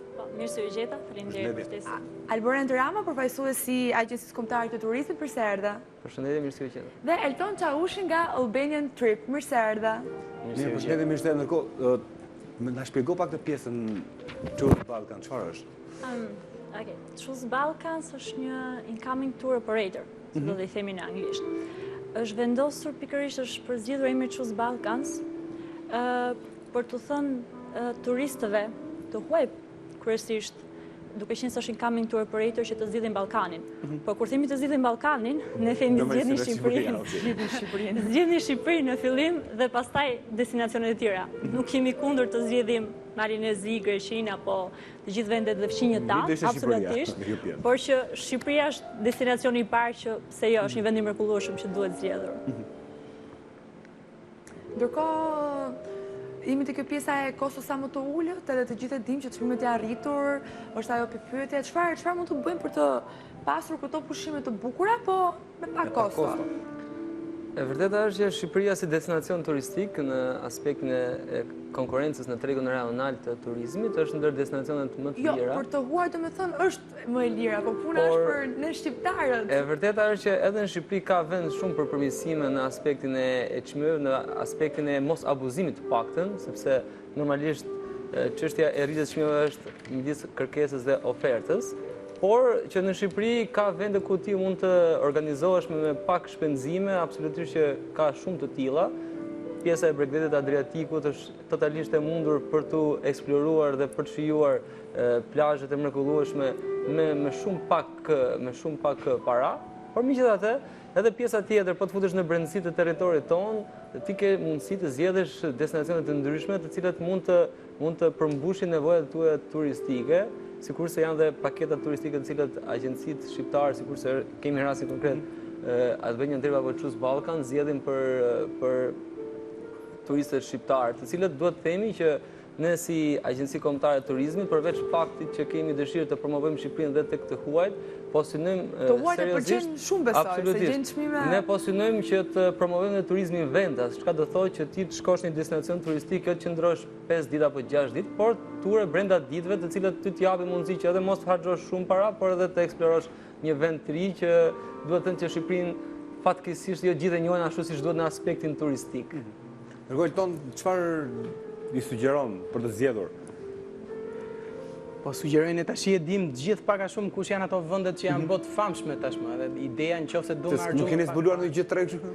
Po jo, ka vende të reja sa dush, edhe unë megjithëse u bën kaq vite që dal në terren, sapo vi nga terreni aktualisht, në fakt Shqipëria sado e vogël që është, ka gjithkohon surpriza, edhe vende të reja për të zbulu. Këto vendet që janë të reja zakonisht kanë mundin të evitojnë këto çmimet e kripura, domethënë kush janë të shtrenjta në raport me standardet shqiptare, është Durrësi, është Vlora, është Dërmiu, është Saranda, gjithë këto vendet e famshme, le të themi, a kuptoj që janë edhe në mod. Nëse duam të evitojmë këto çmimet e shtrenjta që ka vende për ka vende të reja sa dush, duhet të jemi çik më spartan, duhet të jemi çik më të gatshëm për të ecë në këmbë për të marrë piknik me shqiptarët në raport me këtë pjesën e turizmit, duan kështu gjatë të gatshme të jenë me luks apo shumica e atyre që udhtojnë janë i çik të përgëdhel për mendimin tim. E kuptoj, dhe ne jemi përgëdhel, domethënë kemi filluar nga i gjë që është shumë bazike, ne dikur kemi qenë fëmijë, kemi pas shkuar me tren në Durrës apo jo. Domethënë sot bëhet më bukur nuk bëhet. Mbillesh e grup, kënaqesh. Tashi kur të shkosh në Durrës mundësisht duhet të kesh Mercedesin sa më dukshëm, mundësisht edhe ta lash para se ta fush. Lash etj, po domethënë që shpresoj që kuptoni për çfarë kam fjalën, po. Unë do thoya që për të vazhduar idenë e kolegëve, për të më januar këtë Mercedesin, luksin apo të gjërat e tjera të shtrenjta. Po sa harxhon makina shpenzon? Makina shpenzon. Ti do shkosh, do përballesh me një trafik në rast të parë. Pastaj do mendosh që në momentin që je makinë, do kufizohesh dhe një çik nga shefi, nga pia, apo ku ta diun çfarë gjëra të tjera. Apo do shkosh që do jesh çift. Okej, dakord jam që ti do shkosh çift apo ku diun 3 persona. Por ideja e grupeve dhe sidomos grupeve ditore që janë me një low cost, janë grupe që ti mund të shkosh në Durrës, mund të shkosh në Berat, mund të shkosh te Kepi Rodoni që përveç se ti shkon bën plazh gjatë verës, përveç se ti je një grup që kënaqesh edhe krijon miqësi të re, sepse në momentin e parë që të vinë klientët janë secili në atë rehatin e vet, dikush me atë iPadin, dikush me telefonin dhe që secili letuash i distancuar nga njëri tjetri. Ndërkohë kur shkojnë në një grup udhëtimi, kënaqen pafund, ti mund shkosh në Kepin e Rodonit që përveç se plazh, atje mund të vizitosh dhe Kalani Skënderbeut. Domethënë, edhe kulturohesh në një farë mënyrë, shikon diçka kulturore, historike, që ti mëson një gjë të re nga vendi yt, bën dhe plazh, socializohesh me gjithë grupin, se mund të jesh 20 apo 30 persona. Ti ke ardhur tek person vetëm apo 2 persona, ndërkohë kur kthehesh gjithë me duar në xhaf edhe me një grup të ri shoqëror, që nesër pas nesër jeta mund të të lidh prapë. Domethënë, Shqipëria ka vend pafund dhe grupet turistike një ditore, çka ajo që edhe ne si kompani Choose Balkans e ofrojmë, që kemi mëshuar shumë kësaj pjesës që grupet një ditore dhe janë në një kosto shumë të ulët. Për 10 euro ti mund shkosh edhe mund të pjesa e parë emisione po flisnin për vetmi dhe duke dëgjuar fjalë që po thoshte që ti je në një grup njerëzish shumë. Mos ndoshta ne kur bëjmë pushime i bëjmë pak si të vetmuar. Ne shqiptarë vetëm jemi shumë sa më vetëm. Pastaj në darkë vetëm të mblidhemi. Pastaj ditë pjesën tjetër bëm vetëm. Jemi pak kontradiktor në fakt se ose nuk e dim çfarë duam. Pikërisht, sepse sikurse jemi gjithë në atë monotoninë tonë me atë ratinë e komunikimit virtual me një celular, me një iPad atë ku diun se çfarë, apo dëshira për tu shmangur grumbullimeve të dukshme. Me të ti ke gjithë ato njerëz aty dhe prapë bëri flet me njerëzit që kanë. Kur vjen puna pastaj për pjesën më të rëndësishme ku njeriu dëshiron kur të mblidhet, socializohet, ne dëshirojmë gjithmonë të spostohemi. Pra me atë grumbullime të mëdha ne gjithmonë diferenconi, është pak kontradiktore duke menduar që pjesa e turizmit këtë ka. Sikur se jemi në këtë studio e gjitha kolor dhe me ngjyra, edhe turizmi praktikisht është diçka me jetë, diçka që cilën ty të motivon për të bërë gjëra të ndryshme. Por përgjithsisht shqiptarët tash kanë filluar të lëvizin pak edhe në aspektin e mentalitetit. Sikurse tham dhe pak më parë, ka ndryshuar tipologjia e turistit shqiptar. Nuk është më ai dikushmi i cili dëshiron të shkojë edhe vetëm në plazh, të mbarojë ato 10 ditë apo 2 javë pushime dhe mbyllet kaq sezoni turistik veror. Tashmë turizmi vendas të ofron mundësinë që ti sot të shkosh një udhtim në ujvarin e Sotirës në Gramsh për shembull, që shumë pak veta e kishin duhet pash në një televizion që është vërtet shumë e bukur. Absolutisht është mrekulli. Ndërkohë ditë tjetër ti mund zgjedhësh shkosh një destinacion turistik afër detit ku ti mund të shijosh plazhin apo të marrësh ato rrezet e diellit të nevojshme. Praktikisht ti ke gjitha mundësitë. Shqiptarët bëjnë pushime pasive apo aktive? Si duhet të sepse unë mendoj që deri tani kemi qenë pasiv goxha, kuptoj, po të shohësh ato traditë që ne kemi aty. Domethënë, mendoj që udhëtimi është kulturë dhe ajo, domethënë, me kalimin e kohës sigurisht që do evoloj. Këto 50 vitet e funit, gjyshrit tanë në fotografi prindrit, kam pas shku në Durrës, kam pas nejt 2 javë, kjo ishte privilegj, jo për të gjithë sigurisht, edhe ne këtë kemi bërë në vitet 90 nga fillimi viteve 2000. Mi po për shumë në rastin tonë, besoj se flasë në emër gjithëve, duke pas se qarë kërkojnë ato njerëzit që kanë 200-300 vjetë që udhtojnë, qoftë dhe si turista, ti fillon edhe edukon, edhe kupton vlerën e asaj qereku ditës që ti e kalo duke pa i kala, edhe gjynof, thuj që ti ki 3-2 javë vetëm plazh, po të mërzitet edhe ai detit pastaj. Po e di pse bëjnë me që jemi te kjo pjesa edhe pushimet të lira, shpesh njerëz mendojnë që duke u akomoduar në një vend, jam aty, nuk lëviz vërdatë, do shpenzoj, do prish lek shumë. A është e vërtet jo, apo është thjesht një, le të themi, legjende ngritur që kur po lëvizet ikësh në kala dhe ikësh në këto do shpenzosh më shumë se sa të rish aty në çadër? Praktikisht ka qenë një ide ngulitur, por që avash me kohën po ndryshon. Edhe këtu duhet luajnë në rol, le themi, qoftë edhe media, qoftë ne si tur operatore, po që le një farë mënyre ti edukojmë, nëse do përdorja termin e duhur, klientët qoftë duke u nisur nga vetja edhe më pas të klientët. Nëse shkon praktikisht me ture një ditore, kostoja e tureve një ditore shkon 10 euro. Me 10 euro, është ti shkon në një destinacion që bën plazh, shkon në një destinacion kulturor që shet një kala apo një kështjell, ti han edhe një drek që është drek tip piknik, pin dhe një pije freskuese apo diçka tjetër në rast konkret ndonjë birrë, ti kënaqesh, socializosh dhe me 10 euro ti je kënaqur, ke kaluar një ditë ndryshe nga tjera. Domethënë, ta heqim të ide, nuk jam të kushtueshme turet një ditore, qoftë 2 ditore. Nëse do vazhdoja pak logjikën e kolegut për çështjen e që ne shqiptarët na ka marrë si në çdo vend tjetër kjo rryma e internetit, mos socializimi. Por ka një vend që s'ka valë shumë plazh që të shkojmë për pushim. Një rast ka që unë do ju thoja për në Valbo. Një pjesë e klientëve tanë që shkojnë dhe bëjnë udhëtimin 2 ditor, 3 ditor, sa dëshirojnë në Valbo, janë ato klientët që janë mësuar le themi që nuk ndahen dot nga interneti, edhe po këtu s'ka Wi-Fi. Jo, njerëz, po shkoni në Valbon për të shijuar, po shkoni për shijuar natyrën, një në majtë maleve. Po si të djeti foto në Instagram që të shkojnë të tjerë që jemi këtu? Çfarë do, shkëputu 1 ditë, 2 ditë nga i Wi-Fi dhe Instagramin dhe Facebooku, shijoj atë, bëj foto, hiti mbrapa. Tani, unë do ju them diçka që mua, të vjende mirë, po dhe të shqetëson. Si që ta dhe Eltoni, ka vënde që nuk janë eksploruar, tani po i njohin shqiptarët, po i eksplorojnë. Unë jam shumë xheloze dhe kjo pjesë, sepse isha vjetë me pushime në Bregdetin e Jugut, edhe zbulova një vënd, pa atë vënd e kishën zbuluar më përpare dhe ishte një mal me mbeturina, që as nuk e kishin pastruar as një gjë, dhe unë ndiva shumë keq, edhe nëse zbulojnë në një vënd të ri, nuk më pëlqen ndaj me të tjerët. Pasi të vjen ajo xhelozia, të vjen inat që nuk e mbajnë si duhet, çfarë mund të bëhet në këto raste? E mirë është që të krijojmë një kontakt me Google Maps që mos që nuk shkon asfalti. Shikon në shishe bira të thyera çdo gjë. Po patjetër kështu është, edhe unë kështu mendoj. Ku shkon asfalti, për fat keq në rastin ton shkojnë edhe plerat. Edhe plerat rrin aty. Nuk kthehen. Asnjëri nga ne kemi diskutuar më së deri tjetër këtë. Ne marrim shishen që peshon 1 litër e gjys me vete, e pim aty, edhe kur peshon 3 apo 4 gram, nuk e di sa peshon ajo shishe plastike, kemi për turp që ta palosim, ta fusim në xhep. Edhe çfarë duhet bërë është edukim, ligj i fortë, gjoba, po edukim, ndërgjegjësim. Ja, jemi një fazë ku ne po kultivojmë shijet edhe në aspektin turistik, sepse çdo gjë kërkon kohën e vet që të fillojë dhe mentaliteti për të udhëtuar. Sepse ne jemi një fazë ku akoma po jemi duke eksploruar botën jashtë dhe akoma kemi eksploruar gjithë Shqipërinë.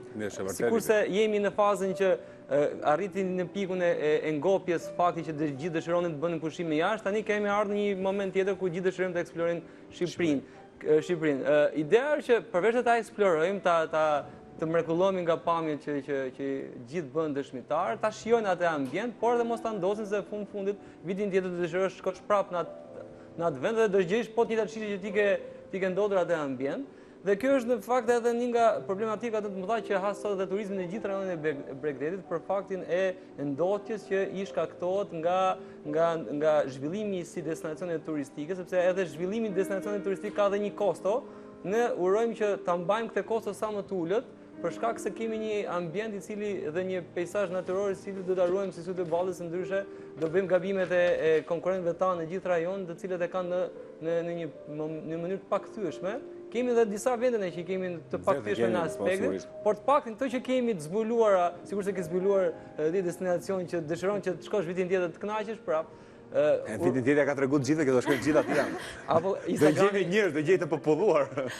Por unë uroj që të paktën edhe emisione të tilla, edhe tur operatorët, edhe aspekti i promovimit të Shqipërisë, edhe dëshira që ne të udhtojmë por pa shkaktuar dhe këtë pjesën e ndotjes. Pra vjen gjithkohës në fazën e mentalitetit që unë uroj që njerëzit ta kuptojnë që kur shkon një destinacion ti dëshiron jo vetëm ata të cilët duan të bëjnë pushime me pak shpenzime dhe në vende të bukura janë trindë, dhe ata janë që neve nuk përtojnë.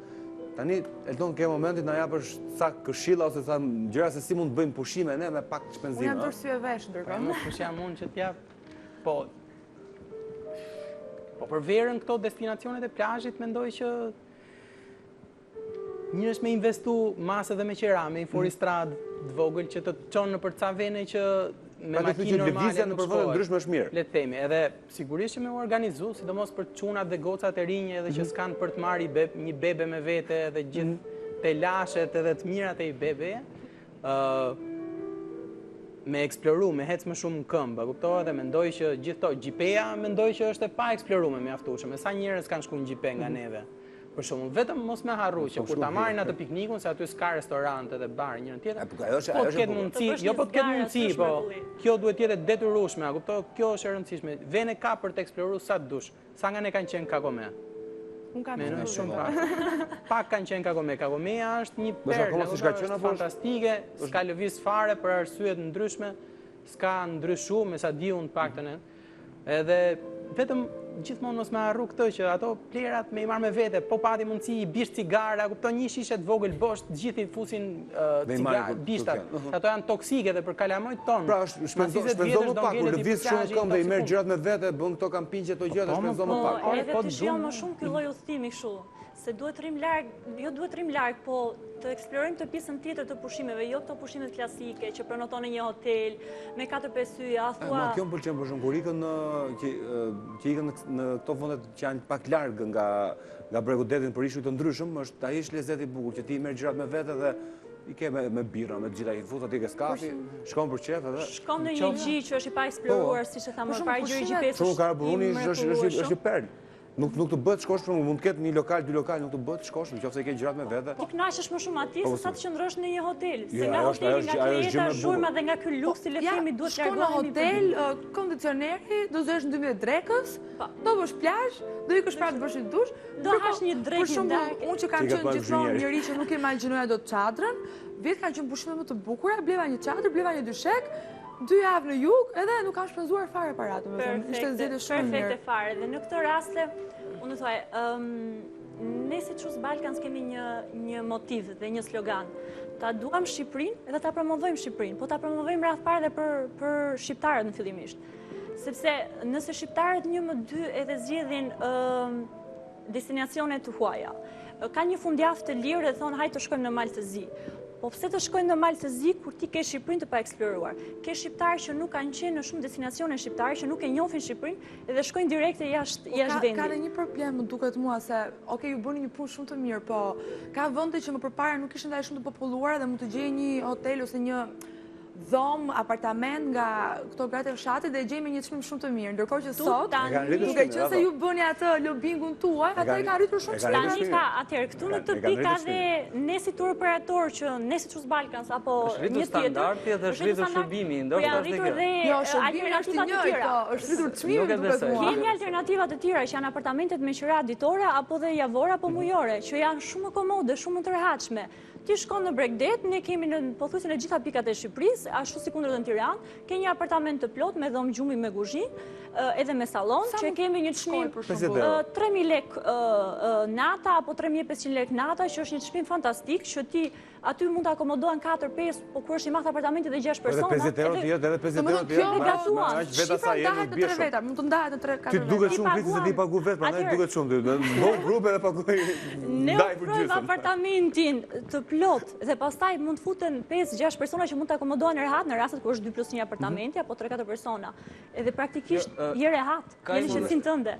Po e kemi nisur bisedën në aspektin e mentalitetit dhe kultivimit të mentalitetit. Ja për shembull kemi rastin e guest house. Në Shqipëri fillimisht kush hapi një biznes guest house e morën për çmendur, thanë pse i shpenzon parat për diçka që s'do ketë sukses. Hajde jemi sot në 2015 në Tiranë, janë duke u hapur çdo ditë më tepër guest house dhe hostela dhe vazhdojnë të jenë të gjitha të rezervuara, të mbushura plot për plot, që do të thotë se çdo gjë ka kohën e saj. Unë për shembull nga 2015 dhe ne si agjenci kombëtare e turizmit, për shembull do dëshironim që sikurse kemi bërë dhe promovimin ton, kemi 2 destinacione të reja që ne mund t'i shfrytëzojmë gjatë gjithë kësaj vere. Për shembull, po punohet që të hapet ishulli i sezonit për turizmin ditor, gjithë nga ne do dëshironte të shkonte ta vizitonte. Unë kam patur fatin për shkak të punës që ta shikoja nga afër dhe ishte një befasi e këndshme momenti kur jeni takim me historinë, një ishull i mbyllur që aktualisht është ishull ushtarak, por që ka mbetur gjithçka sikurse e kanë lënë marinarët që janë larguar për herë të fundit. Ndërkohë, para disa ditësh kemi qenë duke promovuar liçenin e Komanit, ku një udhëtim me traget, ti mund të kesh një ditë ndryshe, një fundjavë komplet nga ato që s'ke provuar asnjëherë, larg ka fakti që do shkosh në plazhet e Rivierës, edhe atje ke mundësinë që ti jesh komplet izoluar pa valë interneti, celulare dhe pa internet, në shumë vende, dhe që nuk e kisha menduar që edhe në një pjesë të liçenit Komanit, duke shfrytzuar këto barkat dhe varkat e vogla, ti mund shkosh të bësh edhe plazh atje. Janë disa kompani të vogla lokale. Super plazh. Madje dhe super plazh kur thotë Toni, besoj disa nga klientët që mund të dërguar atje. Komani dhe Sazani. Komanin, për shembull, një nga guidat më të rëndësishme të kësaj bote që e ka emrin Lonely Planet, e cilëson si një nga 5 xhirot më të bukura liçenore në botë, faktikisht. Edhe unë se di, se s'kam bërë shumë xhiro liçenore, po kam bërë një 2-3 edhe menoj që është me vërtet Komanin e veçantë. Po Komanin e bëjmë shpesh me këto grupet, edhe jo neve që kemi limitet tona në udhtim, po vinë udhëtar që i kanë rënë këtij globi kryqet erthore dhe habiten me Komanin. Pastaj Komani ka një tributar, ka një lum që vjen dhe derdhet aty, që e ka emrin Lumi Shalës. Edhe ky është e vështirë me krahasu dhe me shpjegu se çfarë bukurie është. Të bukura. Unë jo më larg se sa dje, ndërsa po lexoja portalet online edhe gazetat online, një ndër portalet më të mëdha britanike i quajtur Saga u rekomandonte qytetarëve të tyre britanik që të vizitojnë Shqipërinë dhe të kalojnë pushime në Shqipëri dhe kishin renditur 7 destinacione që janë më të bukurat për të vizituar. Në Shqipëri. Ishte Shëngjini me një det fantastik, shumë të bukur, edhe ti ke në njërën anë detin dhe anën tjetër ke malin. Kjo në fakt është një veçori që të huar të habiten me Shqipërinë, që thonë si ka mundësi dhe det edhe mal. Po na ka bekuar Zoti nga kjo pikpamje. Nuk kemi çfarë të bëjmë sa Edhe në Shëngjin, një vend shumë i bukur për të bërë plazh nga këto që le themi janë akoma të pazbuluar mirë. Rana e Hedhun është një vend shumë i bukur, është plazh shumë i bukur. Shkodra që renditet në një i quajtur ndryshe si qyteti shpirtëror i shqiptarëve, me liçenin e Komanit dhe disa ujvara shumë të bukura aty. Apo renditje tjetër Vlora, Riviera shqiptare me fshatrat Borshi, Lukova, Himara, shumë të bukur, Ksamili, Saranda, domethënë portalet mëdha të huaja, ashtu sikurse edhe gazetat shumë prestigjioze që rekomandojnë Shqipërinë me bukuritë të jashtëzakonshme.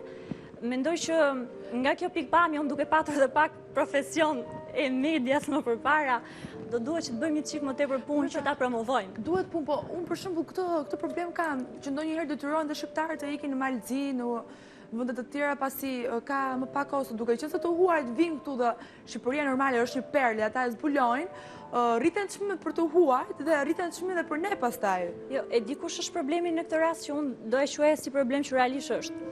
Ne në Shqipëri bëjmë, le themi, të mirëfillt një muaj apo një muaj e gjysmë sezon. Duhet të shtrihet sezoni turistik. Duhet ta fillojmë që në prill, ti e hap dhe ofron shërbimin të gjithë klientëve, huaj apo shqiptar. Hape sezonin që në prill, sepse koha normalisht është ngrohtë, që ti mund të shkosh për një fundjavë, edhe pak rrizë dielli mund t'i marrësh, edhe një shërbim të mirë, edhe mos ta fokusojmë vetëm në 2 javë të fundit të korrikut dhe 2 javë të para të gushtit. Ajo që ndodh në realitet në jug kryesisht të Shqipërisë është që ti shkon në korrik apo në gusht edhe ke çmime fatkeqësisht jashtëzakonisht shumë të shtrenjta, sepse ofruesit e shërbimeve ecin me këtë logjikën që ne nuk kemi bërë punë më përpara dhe hajt bëjmë tani dhe të rrisim kostot. Po pse duhet të rrisësh kostot kur ti zgjeron sezonin dhe ke më tepër mundësi edhe për të ardhura, edhe për gjithë. Ideja është këtu që e vërteta në Shqipëria dhe Agjencia Kombëtare e Turizmit, si institucioni që merret me promovimin e Shqipërisë, në gjitha panajiret që ne promovojmë Shqipërinë, në gjithë mundësitë dhe kanalet e komunikimit, kemi promovuar një Shqipëri që ka një turizëm gjithvjetor. Pra një sezon i cili nuk kufizohet vetëm gjatë sezonit veror turistik. Sezoni veror turistik është shumë i rëndësishëm, por jemi në atë pjesë ku ne dëshirojmë që të integrohemi në turizmin e qëndrueshëm, çka do të thotë që të japësh mundësinë e vendeve dhe destinacioneve që të rrisin kapacitetet e tyre akomoduese, të hapen vende të reja punës, por që të hapen këto duhet të promovohen vazhdimisht si destinacione turistike. Ne kemi këtë momentin, pra vijojmë prapë dalin të mentaliteti që ne konfizojmë pjesën e turizmit vetëm tek sezoni veror turistik. O, erdhi vera. Erdhi verë dhe erdhi turizmi. Jo, e vërteta është që turizmi në Shqipëri, sikurse Toni e din edhe Etleva, është që turizmi gjatë gjithë vitit Shqipëria vizitohet nga të huaj, dëshirojnë e nisin nga Alpet e Veriut dhe zbresin deri në fund, deri në parkun arkeologjik Butrindi, që është një ndër mrekullitë tona. Pra praktikisht Shqipëria përshkruhet gjatë gjithë vitit nga vizitorët e huaja. Kemi faktikisht një realitet që edhe vendet e rajonit kanë probleme me sezonalitetin, pra me faktin që edhe ato dëshirojnë që të rrisin ditët e sezonit turistik veror. Praktikisht gjatë gjithë vitit Shqipëria jemi duke ofruar të 80 diçi, është synim goxha i madh, por dëshirojmë që nëpërmjet punës edhe të kompanive private mund të arrihet që sezoni jon. Di çfarë më bëri përshtypje isha fundjavë në Ulqin dhe ajo që më bëri përshtypje ishte që hotelet ishin plot. Ata kanë kishte filluar sezoni turistik dhe hotelet ishin plot. Në Maltëzi është 90 ditë sezoni turistik vetor. Kam shumë diell se ndërkohë, jo, është çështja e organizimit dhe mënyrës se si ata kanë zgjedhur të organizojnë sezonin. Ndërsa sigurisht që ne nuk jemi akoma në fazën për të konkuruar me Kroaci, le të jemi pak sinqert, ata janë akoma tek 110-120 ditë gjatë gjithë vitit për sa i takon sezonit turistik. Është ky pra sekreti që kanë të tjerët, ndoshta që na ofrojnë kosto më të ulët, që zgjatja është shtrirja. Është shtrirja për gjatë sezonit dhe dëshira për të mos abuzuar, sepse duhet të mendojmë edhe gjë tjetër, që në Shqipëri duhet të menduar që turistin përveç se ta bujtësh në sezonin aktual, të mendosh që ta mirëpresësh edhe sezonin e ardhshëm. Në Shqipëri mendojnë akoma me pak dritshkurtësi, urojmë që duke u mësuar me këtë lloj industrie të re, sepse ka eksperiencën e saj. Nuk mund të mësohemi ne direkt me 20 vite nga këtë industri. Është vërtet, ata kanë një eksperiencë më të madhe. Megjithatë, Eldon, ty si do duket kjo pjesa, se u përmend pak kjo pjesa e Sazanit, si do hapet si ishull. Shumë mirë, kjo është fantastike, kupton, të hapen Sazani, gjithë to për mu, gjithë to infrastrukturat ushtarake, që shumë shpesh janë në zona kufitare, përfshit gjithë breakdating. To kanë dhe pikat më të mira. To kanë dhe pikat më të mira, dëvrojtimit, e kuptohet. Janë dhe të paprekura, janë të paprekura, edhe mendoj që kështu siç ka ardhur dita, shpresoj që nuk do na duhen më, a kuptohet, ose tash jemi pjesë e natës, shpresoj që nuk do duhen më dhe do ishte ekonomikisht fantastike edhe kulturalisht. Do me thënë tani është hap për shembull edhe baza e Pashalimani. Në Sazan nuk e shkuar. Në Sazan s'kam qenë kurrë, jo. Besoj këtë vit në Sazan s'kam qenë kurrë, po gjithmonë për mua është shumë e rëndësishme që ne mos bëjmë gabimin e malit zgjidhet Maqedonisë. Edhe për mendimin tim, në opinionin tim, tani sapo vi nga Maqedonia faktikisht, edhe Maqedonia është për atë që i përket turizmit është mbi vlerësume, është shumë e komercializume dhe ne se kemi bë akoma këtë gabim me përjashtim të ca njollave pak dur si Vlora apo Saranda, edhe ne kemi atë originalitetin që ne mund ta shesim, kjo mbase shkon në të kundërt të asaj për cilën po diskutojmë këtu. Ne këtë duhet ta shesim shtrenjtë. Edhe ne për atë të paktën që i përket turizmit që vjen nga jashtë, ne s'duhet lejojmë turizëm masiv këtu. Nuk mjafton të vinë këtu 1 milion njerëz në muaj edhe të lejnë nga 1 euro. Këtu duhet vinë 1.000 njerëz në muaj dhe të lejnë nga 1 milion euro në base, po egzagjeroj sigurisht, po du të them. Po si është Tajlanda që me vendin e vet ka shumë të lira të çmim, por me turistët është më e shtrenjtë. Po tipologjia e turistëve që vjen në Shqipëri akoma nuk është identifikuar plotësisht pra. Targetit i grupeve që ne kemi në vendin tonë nuk e kemi të identifikuar, sikurse kanë vende të tjera të cilët janë duke zhvilluar industrinë e turizmit për të përgjigjur kërkesave të këtij grupi turistik. Ndërkohë Shqipëria me mundësitë që ka, duke qenë se ka potenciale të jashtëzakonshme për të ofruar gjithë llojet e turizmit, akoma është në rrugën e saj për të identifikuar se ku, duke referuar si gjithmonë turizmit të qëndrueshëm, për të kuptuar se kush mund të jetë shumë më efikas edhe në aspektin ekonomik, kush turist duhet të jetë në Shqipëri. Për momentin pjesa më e madhe që vizitojnë Shqipërinë janë nga rajoni i Ballkanit, pra Maqedonia, Greqia, turist nga Italia, Kosova ka një fryrë shumë të madhe. Sigurisht Kosova ne lash veçantë duke qenë se s'ka nevojë ta reklamojmë këtë pjesë që vizitojnë pjesa më e madhe, por Shqipëria po vizitohet. Do të mbajmë mirë se mund na ikin ata. Por Shqipëria po vizitohet tashmë shumë bindshëm edhe nga pjesa nordike. Toni sapo foli për pjesën e Europës perëndimore, por është një interes i jashtëzakonshëm që ka nga Suedia, Norvegjia, Finlanda për të eksploruar. Nordika pas shumë në Ksamil, gjithë ka pas shumë Ksamil.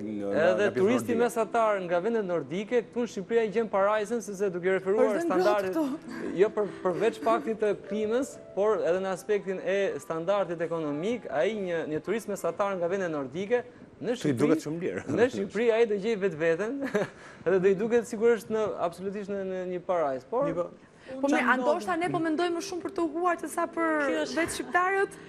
Po nuk mund të ndash, turisti është turist, ai që shpenzon quhet turist, në terminologjinë se si konceptohet një turist, ai që shpenzon më shumë se në një natë qëndrimi jashtë shtëpisë tij, ai quhet turist. Mund ta kesh komsinë shqiptare, mund ta kesh suedeze, por ti nëse shpenzon jashtë. Turisti nuk pas ka ngjyrë. Absolutisht. Turisti nuk ka ngjyrë. Turisti absolutisht nuk ka ngjyrë edhe turistët që vinë absolutisht që nëse do e marrim nga pikpamja financiare, qoftë në të mirë të tur operatorëve, në të mirë të buxhetit të shtetit apo në tërësi, normalisht që lënë shumë të ardhur dhe kjo është gjë shumë e mirë dhe që Shqipëria duhet promovuar për turistët tuaj absolutisht jam shumë dakord. për mos harrojmë promovimin për vendasit unë e seksova dhe që më para. Austria, që është një vend shumë i madh, 60-70% të turizmit e ka turizëm vendas. Edhe hajtë ofrojmë mënyra të tjera alternative përveç sezonit klasik të plazhit, që kryesisht me sa ne si tur operator vëmre kemi shumë turistë që vinë për turizëm kulturor. Nëse do përmendim një pjesë të çfarë shtuar, unë veroj që nga Kina kanë ardhur shumë turistë kohët e fundit. Nga Franca kanë ardhur shumë turistë dhe kërkojnë turizmin kulturor. Pse mos të ofrojmë mënyra tjera ciklizmin për shembull. Nëse dikur një rrugë shumë e madhe hekurudhore që lidhte Italinë me Austrinë nëpërmjet një fondi të Bashkimit Evropian u kthye në një rrugë ciklizmi, pse mos bëjmë ne me të njëjtën gjë, le të themi me rrugën hekurudhore që lidh Librazh me Pogradesin, që tashmë është jashtë funksionit. Mund ta bëjmë si aventurë apo Krabën me Tiranë, në rrugën e vitet të Krabës, tashmë me që kemi një të re të bëjmë një rrugë për ciklizëm. Domethënë të shohim edhe këto alternativa të reja dhe jo vetëm turizmin klasik. Po për kampingjet, çfarë mendimi keni? Për këto njerëzit që janë me çadra. Shqiptarët janë pak e nisëm me çudi pjesën që dikush dëshiron të socializohet, dikush tjetër të mbyllet në atë botën virtuale. Ka shumë nga ato që dëshirojnë ta përjetojnë sezonin turistik në kamping, por rriten vazhdimisht kërkesat. Dhe edhe aq më tepër edhe nga të huajt, po të shikosh pjesën e jugut, ka shumë vende që i rezervohen turistëve që t'i ofron mundësitë e kampingut. Ka shumë qendra të mëdha të cilat i kanë krijuar hapësirat e nevojshme dhe ka shumë turistë të cilët e marrin turin e Ballkanit, duke nisur sigurisht nga pjesa e Malit të Zi dhe për të vijuar në gjithë pjesën e Ballkanit me kamerat e tyre që dëshirojnë stacionohen përgjatë gjithë rivjerës në disa vende. Ndërkohë shqiptarët sigurisht që do të mësohen edhe me këtë lloj pjese të re të qëndruarit jashtë. Ndoshta edhe nga memoria e kaluar e zborëve të ndryshme, i duket sikur edhe pjesa e qëndruarit në kamping është zbor, por e vërteta është që është një komplet ndjesi e re. Paragjikohen, është e vërtet. Po sigurisht që paragjikohen. Dhe mua kështu më thanë, po ti si ndenja aty më thanë. Ku mund të rrini hotel me 5 yje. Pa ma ti shijove më shumë. shumë. Po kisha një qell me 1000 hyje, ndryshe nga hoteli me 5 hyje, kështu që isha më mirë. Do kalohet edhe kjo fazë dhe sigurisht që edhe të qëndrosh në kamping është diçka që do ta mbajsh mend, gjithë do ta provoj një herë. Të nxehta çadrat, Jo, ka një vetë është gjumi që bëhet në çadër një herë, nuk bëhet në vend tjetër, por ka vetëm një problem që të del ai gjumi që në 6 mëngjesit nga dielli. Po shumë mirë është koha e plazhit mëngjes herët. Ndërton një eksperiencë dhe fillon të mësosh se në çfarë drejtimi ta vesh çadrën, në çfarë drejtimi ta vesh në raport me pemën. Një tjetër. Kështu që kjo është e gjithë punë eksperjenca, kuptohet, dhe kampingu është patjetër mënyra në një vend si Shqipëria që të lejon që në 3 net rresht ti të flesh në majt malit, në bus liçenit edhe në bus detit. Kampingu është mënyra më fantastike edhe me që po flasim për turizëm të lirë edhe më e lirë për të shijuar të gjitha këto. Dhe çfarë mund të bëjmë ne, se ne flasim vetëm për turizmin bregdetar, duhet ta dimë që të gjithë këto të huajt, qofshin këto të moshës tretë apo çuna dhe goca të rinj, habiten më shumë në rastin e Shqipërisë nga malet. Edhe Shqipëria është në 3/4 e saja e përbëm nga malet, që janë fantastike, që janë të pashkelura, që janë edhe të lira. Në pjesën më të madhe të këtyre, edhe turizmi me çadër është, domethënë herën e parë di, më ka qellu shpesh, kuptoj që kemi pas tragjedira të Vockla me goca që qanin, që kishim parë një merimang aty afër dhe që të merroheshin nga fakti se si mund flejon, por çadra është absolutisht e izoluar, është e menduar mirë nga ustuhia, nga merimanga, nga të gjitha këto gjëra të shëndetshme. Po, me ustuhia me gjithë çadra. Herën e tretë, të katërt që të flesh në çadër do ta kuptosh që do flesh edhe me atë zinxhirin e hapur, do ta lesh dhe merimangën, as nuk do të bëj asgjë. Po është nga sistemi i edukimit shkollor, sepse jashtë për shembull gjatë gjithë sezonit veror shumë nga shkollat i marrin studentët e tyre nëpër kampingje dhe ja kanë kultivuar si edukat. Ndërkohë në Shqipëri po të marrësh një tri nga gjimnazit, thuash të lutem ke një çmim 1 milion lek, nëse do më ndërtosh çadrën, jam shumë i bindur që ai do të dështojë në 10 sekondat e para, sepse nuk e ka të vetën, pavarësisht dëshirës që mund ta ketë, por është mësuar do ta ketë për turp se është demodel flesh në çadër. Për më tepër që ti duket edhe pak ulje ti thuar që ndërton një çadër që të flesh këtë sonde. Ke bërë një pushime kështu me kampingje me çadër se s'kam pyetur. Unë për herë të parë kam ndërtu kasollë, kam qenë i vogël që i bënim shumë për net aty në lagje ato kasollë dhe kështu si kalamaj, po çadër jo. Herë të parë të fundit. Herë të parë të fundit. Që në moshën 10 vjeçare kam me dorë. Jo, pse si më zhduan çadrën, duhet se parash, më duhet dyshekun e rahatshëm, duhet. Jo, dyshekun shumë e rahatshëm. Ka dyshek të rahatshëm. Kryet në këmbë. Gjithë vitin keni dyshek të rehatshëm se shkon një javë, 10 ditë në një... Me parat që të kushton një fundjavë në dërmi nga e premtja deri dielën, mund të investosh me një çadër fantastike, kupto ke çadra të gjitha përmasave, të gjitha unë mund të jem personi që bëj pushime më të lira të mundshme. Unë mund të jem personi që bëj pushime më të lira të mundshme. Më kja se mua nuk i bën ti tani. Unë them edhe kjo Sa alternativë. pagon për çadrën ti? Jo, unë e blej çadrën, unë çadrën e kam gjatë gjithë kohës, unë e përdor dhe pas një Unë kur viti, ikën pas pushime dy e kam vjetësh. shpinë gjithmonë falas. Po ti, arova unë që ti... S'ka lidhje, sepse kam miq njerëz nga Vlora ndaj teta japin në shtëpi për të ndërtuar fletën, për Po shkoshin pushime, tani për shembull është një destinacion i ri që shumë pak njerëz e njohin, është fshati Orenj i Librazhdit. Ky ndodhet në parkun e Shebeniki Abllanicës, a kupto? Ky ka natyrë, ka lum, ka pellgje aty afër që janë piscina të vërteta. Që ti mund të bësh plazhe, aty ka një guest house. Jam origjina ndi. Okej, nuk e di ai njeh. Unë e njoh shumë mirë se unë jam origjina. Po shikon në se ti të bëndin edhe, se s'do që ta zgjidhoni. Në Vlorë mund të kesh miq, po dhe në Shebeniki Abllanicë nuk ka nevojë të kesh miq se njerëzit do të fusin brenda në shtëpi, kupton, me qefin më të madh, të fusin në shtëpi me një ushqim fantastik. Po se sa kohë që s'kan shku 200.000 turista në sezon. Ne shqiptarët mbahemi për mikpritje, edhe nëse do shkoni në fshatin e Ore apo në parkun kombëtar të Shebenikut, nëse do i trokasësh një zotëri të zonës, jo të ftojnë ato, të ftojnë vetë ato, nuk ka nevojë fare të trokasësh. Po prandaj vani tregoj këtë pjesën ato mund të të ftojnë vetë me shumë kënaqësi edhe sa ditë të duash që të qëndrosh, është një natyrë e mrekullueshme, me male dhe me pemë absolutisht shumë të bukura edhe me një lumë shumë të mirë që i ngrohtë edhe që mund të bësh dhe plazh. Është një zonë fantastike. Te kjo pjesa këtu duhet luajtur pak, le të themi, futet pak në lojë pjesa e shtëpit. Aty falas duhet shikoj pak infrastruktura e rrugës në një pjesë, por pastaj fund të javës në lekë. Thonë që çdo gjë e bukur e pranojnë, edhe po të japësh ti nuk të pranojnë. Është që s'duhet ta bësh atë gabim të ofrosh para. Po në fund për kënaqësi. Po absolutisht, mund të shkosh një herë në një tim tjetër të blesh një dhuratë, sepse ajo që ne evidenton në tregun rajonal është pikërisht mikpritja, edhe atë që e vjen re, do na duket pak e çuditshme, por e vërtetë është që pjesa të cilët huajt vlerësojnë tek ne nuk është as. Po kur është mikpritja, pse ajo gjysha mua në dërmi, ma lë dhomën ai shtrenjtë. Po gjysha në dërmi është bërë europiane tani. Gjysha në dërmi në 2002-shin ta jepte 5 herë më lirë se sot, po.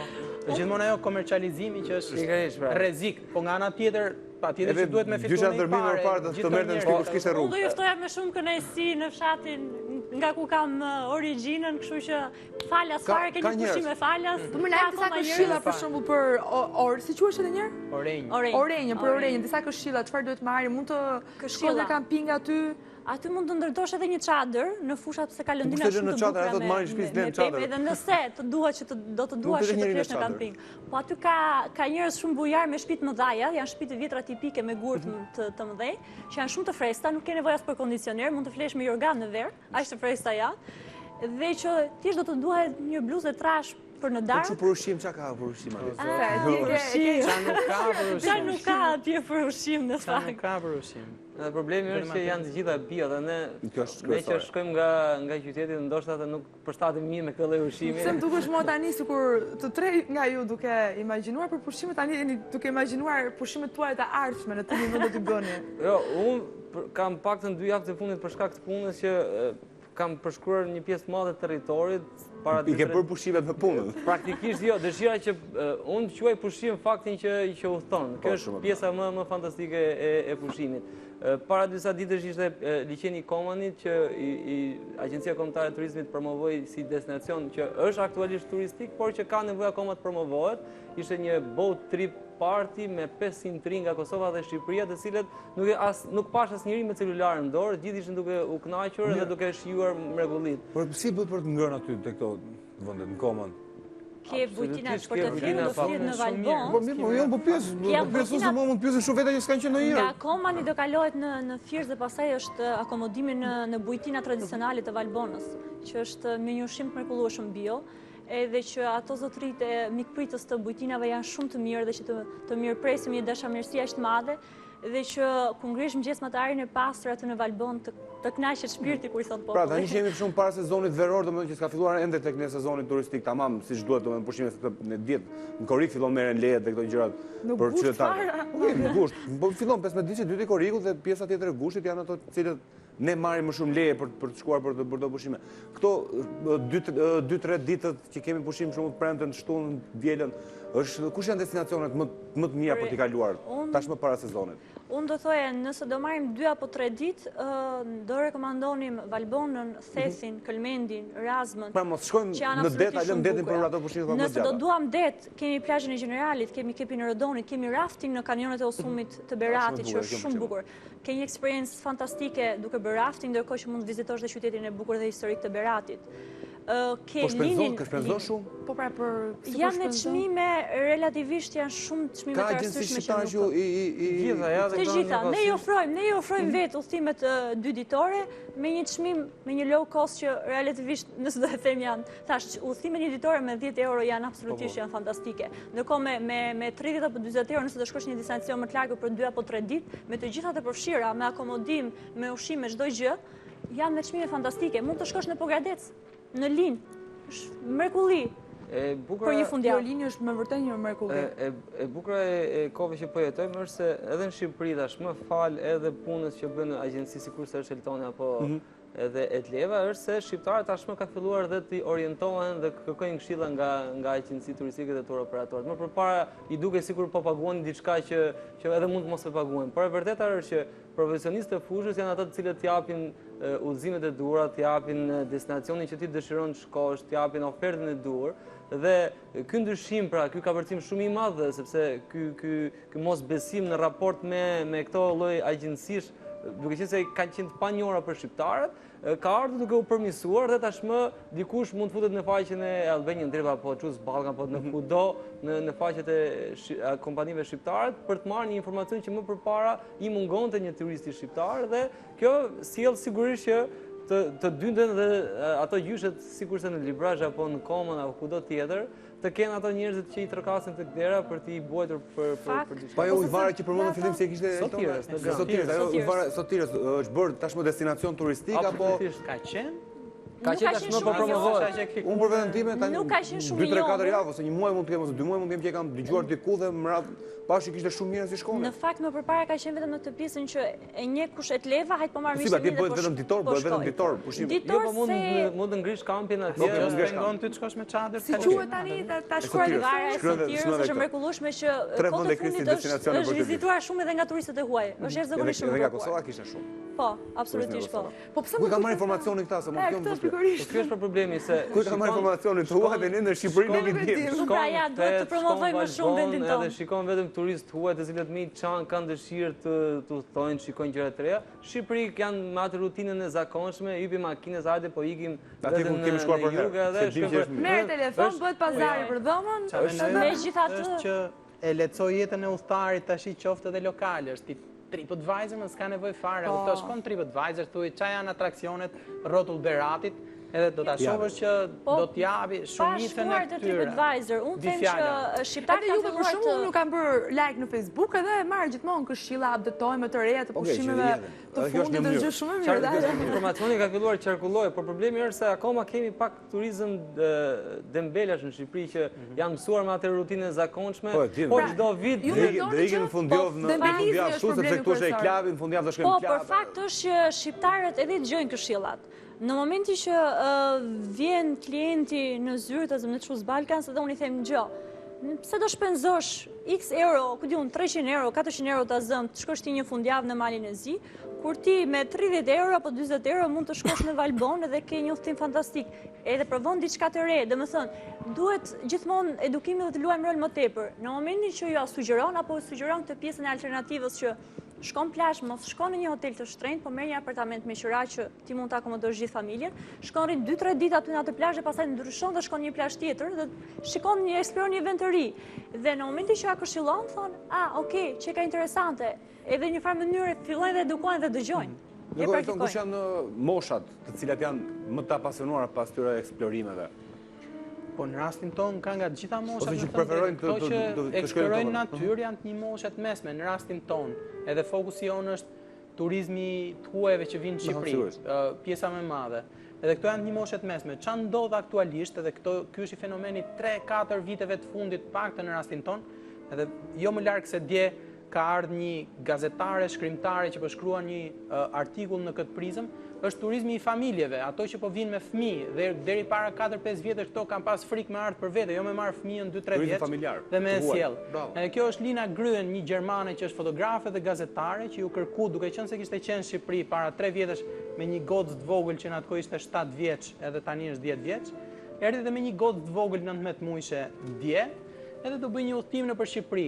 Do përshkruaj ato që Shqipëria ofron për një familje prej 2 prindërish të rinj gjerman me 2 fëmijë të vegjël.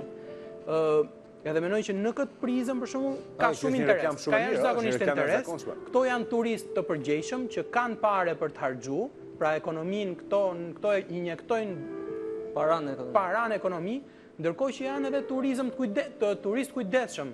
Edhe ajo që ndodh në rastin e perëndimor është që fëmijët janë fëmijët ato që e njohin më mirë se si duhet me u sjell me natyrën, me plastikën, me bishtin e cigares, edhe që i kapin prindrit e vet nga veshi dhe i thonë që dëgjoj se Shqipëria nuk do jetë e njëjta, nëse do të kthehem as 30 vjetësh, sjell fëmijët e mi, ti duhet të jesh i kujdesshëm edhe shishen mos ta lesh këtu, edhe cigaren mos ta hedhësh këtu, edhe tjerë. Që është fantastike. Janë pak komplekse nga kjo pjesë. Është merr një çantë, shkon në Valbon, ato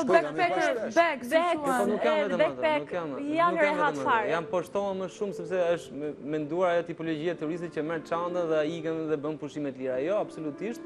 Ai turist që ti shikon me atë çantën, ai në çdo vend që shkon shpenzon para, diku më pak, diku më shumë, por sido që të jetë në ato ekonomitë e vogla fshatare ku ai unë këto i quaj turista inteligjent. Diçka vetëm fakti që i viziton një huaj për ata është goxha e jashtëzakonshme, jo më të shpenzor te ajo birra e vogël që ata pinë ftohtë aty në butë fshatet. Është shumë e bukur pjesa për shkakun kur ti shkon ku dëgjon çfarë thënë në Borsh që duhet zbres ato shkallë me valizhe Louis Vuitton për shkakun, shumë bukur pjesa me paga. Është sken cilën që ja shumë bukur ato. Të janë raste që duhet të fillojnë le themi të dalin nga qarkullimi kjo lloj. Ose për shembull pyetja e parë që bëhet ku ta përdor pjastrën unë në kamping, ë? Ose ka dhe pyetje që në Valbon thon po shiko ku kam ketçapin, domethënë në Valbon. Po haja të salsën bio është shumë e mirë se sa ketçapi. Ka ndodhur se një herë që të shoh një autobus me çuna dhe goca nga Tirana që vinë zbresin nga autobusi, hypin dhomë, bëjnë dush, lahen lyhen, zbresin, bëjnë festën aty dhe të nesër mëngjes hypin autobus, kthehen në Tiranë, edhe thonë ishim Valbon, po që për parti s'ka nevojë me ikë më larg se bloku. Ora e bën shtëpiun parti për atë punë. Parti, e kupton? Edhe kjo do të fenomen ato që ndodh udhtimi, po me takat ndaje kështu, me gjithë respektin edhe shumë lezetshëm, pëlqej shumë edhe një dark mund të ndodhi tek kështu, po shinof që jo një dark, po ti do të jesh atje edhe mos të kesh i palë këpucë të mira që të bësh shëtitje 200-300 metra, 400 metra, aty ka plot gjë. Më kujtove për shembull në Dërmi, duke eksploruar se quajmë, unë zbulova një kish shumë të vjetër, shumë të bukur, ajo ishte gati e rënuar, por që ishte një emocion që unë do harroj kur. Ne kanë hyrë te fshati vjetër në Dërmi, shumë pak. Ose në Vuno janë ato shtëpitë e bukura. Po Piluri që është po të shkosh atje naft kështu lart e poshtë në blok. Nuk ka njeri që të shkosh në Pilur, domethënë nga ato fshatarët e zonës përreth, ajo qendra e fshatit ku ata nditen taj burimi. Po në Kudhës, është fshat i mrekullueshëm. Pas në problem. Po jo, nuk është për ty, pse për shkak Autostop ka shumë qarkullim për Mpilur, po pse jo, po të ketë një venali që kaloj aty me siguri që ty do të marri patjetër. Ja, faleminderit. Në Këmbë nuk shkon dosë, është një çik larg, por shumë vaki mund të shkosh rehat fare, ashtu si edhe në Kudhës, që është një fshat malor shumë i bukur, me male të mrekullueshme. Ja vlen vërtet, fshatet e Shqipërisë janë Erzeni për shembull, është shumë i bukur, po të ecësh thellë, edhe mund të lahesh, mund të bësh dhe plazh. Në vijim të asaj që thotë Eltoni, me tuajt ka një problem shumë të madh, sepse akoma vazhdojnë të mendojnë që Shqipëria është akoma apo jo e sigurt për të udhëtuar. Domethënë, jemi një pyetje që në 2015 neve na e vret veshën akoma. Nuk i thoni për të thuajt është më sigurt se për vetën e vetë, se thuajt nuk i thoni. Në fakt kjo është më se e vërtet, por më bukura e gjithave është fakti që kur ata vinë në Shqipëri dhe flasim me miqtë e tyre që janë akoma gjallë, thonë za, është pjesa që ata e bën më interesant marketingun shqiptar, sepse kur shkojnë atje dhe vazhdojnë me ata historitë me mjekpritje në ushqimin. Është pjesa e Shqipërisë sigurt. Shqipëria është më sigurt. Shqipëria është më sigurt. Italia, nëse ti shkon në Brazil, ke me vit verdh deri ku duhet lëvizësh. Nëse ti shkon në Barcelonë, ke edhe Barcelonë, ti pjesën të lëvizën ku do të lëvizë, po të shkosh anë poshtë në ato zona. Është vërtet ka ndodhur janë stereotipe që ne do të jemi. Me digi një huaj maksimumi, kudo që krahasojja me Zvicrën, me thënë drejtën, e tash që Zvicra është hap si vendi Schengenit e njërën tjetrën, mendoj edhe ja them njerëzve, dje përcolla një grup nga Gjeneva, edhe i them që këtu është më e sigurt se në Gjenevë. Edhe jo në Tiranë në qendër, po në çdo lloj lagje të Tiranës, të Shkodrës, të Bajramçurrit, të Sarandës, të Korçës, nuk mendoj që këtu ka një rrezik tjetër përveç se një rrezik që ekziston në qendër Tiranës, që është trafiku.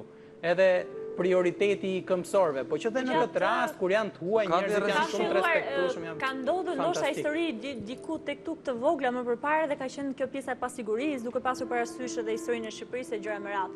Por në vitet e fundit vëmë re që turistët që vinë kanë ardhur nga Londra, nga Franca, nga Hungaria të ndryshëm, nga Japonia. Po mirë, kur vim për shumë, më fal që ndërpres, kur ju kontaktojnë, për çfarë interesohen më shumë? Turistët e huaj. Turistët e huaj. Është vështirësi turistët e huaj. Kanë kërkesa të ndryshme, duke qenë se ne jemi tur operator që kemi shërbime të ndryshme, kemi edhe këto apartamente si alternative re që kontaktojnë shumë për këtë, kontaktojnë edhe për ture një ditor, 2 ditora apo javore. Interesi më i fundit ka qenë nga një grup turistësh gjerman për një xhiro me motora rreth Shqipërisë, kryesisht në vendet malore, që ishin shumë të interesuar e kishin me motora, apo një pjesë tjetër për hiking. Se falë Zotit ne kemi gjithë mundësin edhe natyrën e mrekullueshme.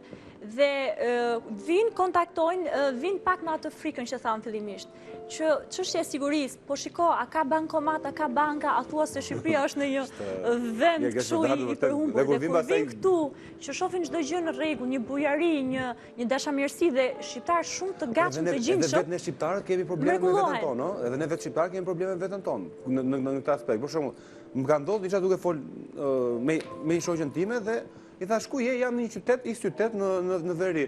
Po jo, në fillim tha ishte para ditëve, pyesin tjetër çfarë po bëni tash, po pi kafe. O pas ka ardh? Jo më tha mua, jam këtu. Edhe ishte ora 10, pse ka kafe aty thashëm. Pa edhe më çon një foto, një kafe vërtet shumë e bukur, njerëz.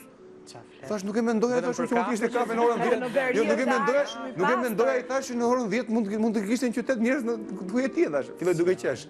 Po ndaj këto stereotipat duhet të kish duken dhe që të jemi në një listë, çfarë ndodh shpesh kur jam me grupe, vijnë njerëzit dhe më pyet, "Ore, ç'a vin me pa këto këtu?" A kuptove? Dhe është gjithmonë kjo ideja që ne këto jugu ka pa Greqinë 100.000 herë më tepër se sa ka pa, ku e di unë, komshiun e vetë, nga përmeti në Sarandë rrezik s'kanë qenë gjysma e njerëzve, mase egzagjeroj, mase më mirë është më drejtë e kundërt. Pse kemi këtë tendencë që nuk e njohim aq mirë vendin tonë? Po se ne kemi pas frikë burr, ne kemi pas pasaporta që ti të shkoje në butrin dikur duhet tregoje pasaportën edhe të dilte policia edhe të fuste në burg. Un kam një shokun e tim Meti që hante dru se ishte qefli bicikletash, a kuptove e kapte policia. Deri jo më larg se 25 vite përpara e akuzonin se ishte spiun apo ku e diun. Edhe gjitha këto me sa duket transmetohen. Janë komplekset e vjetra të kohës të cilat do ndryshojnë, duam apo s'duam ne, tashmë sikur se kemi brezneri pra që po lëvizin me. Të pak e ky brezneri që janë të interesuar për të vizituar këto pikat e larta që ne ndoshta edhe nuk shpesh ne shqiptarë nuk i njohim vendin tonë. Ky turizmi ditor që tham pra që u vizitohet i varës së Tirës apo fshati tjetër në Librash apo tjera me radhë janë pikërisht nga këto tritë. Mund të më thënë se si vjen që duhet të dinin që ajo ishte dhe unë isha këtu dhe nuk e di që ekziston kjo i varë. Tendencë tre turistike që po jep dhe zhvillim në fakt turizmi ditor në Shqipëri që është gjë edhe më e rëndësishme sepse përveç faktit që ne duhet presim të huajt, ne duhet të fillojmë dhe qarkullim turizmin vendas që ka shumë potencial, pra janë këto turizmet turet ditore të cilët po flisim pak më parë kolegët e turave operatore. Por që sigurisht që kjo do të dojë pak kohën e vet për të kultivuar dhe duhet të vjetë nga sistemi arsimor, ato turet e shkollave që në Shqipëri, po të pyesin gjimnazistët nga Tirana, ku shkon gjatë verës, ku shkon me shkollën, vetëm Sarandë, maksimum në Sarandë e kanë mësuar atë. Por problemi është që përveç Sarandës ka mundësi edhe për të shkuar në vende tjera. Mund bësh ku dëgjon. Hotele ka kudo, nuk mund të jetë vetëm në turet e shkollave që ndalojnë në Apolloni ose në Butrin, që është i gjë fantastike. Po duhet shtuar është akoma herë. Duhet shtuar dhe duhet me edukuar çik këto çunat gocat, se vinë aty edhe para 2-3 javësh unë isha me një grup, a kupton, në Butrin, edhe një nga këto çunat po mundoi që të merrte simpatinë e gocave që kishte vërdall. Pse? Se kishte kthy një nga këto kapitelet, nga këto kokat e kolonave antike. O kush e ktheu këtë, edhe ai përpiqet të fitonte pikë me këtë, a kupton? Po ndërkohë që në syt këtyre tipave që un po shoqëroja dhe në syrin tim si shqiptar që e do Shqipërinë dhe që do të jetë krenar për këtë, mendoj që bëri një huliganizëm çfarë them dhe ja thash këtë, mos kujto se bone në një gjë të bukur, a kupto se kur të shkosh nesër pas nesër në universitet, i thash në Francë ose në Itali, me këtë do mburesh, se nuk ke një gjë të madhe për të mburë, përveç kësaj historisë, përveç këtyre, kur të vi spanjolli dhe greku. Po, do që unë e ktheva për bytha të gjënë, kush e ka kthyer?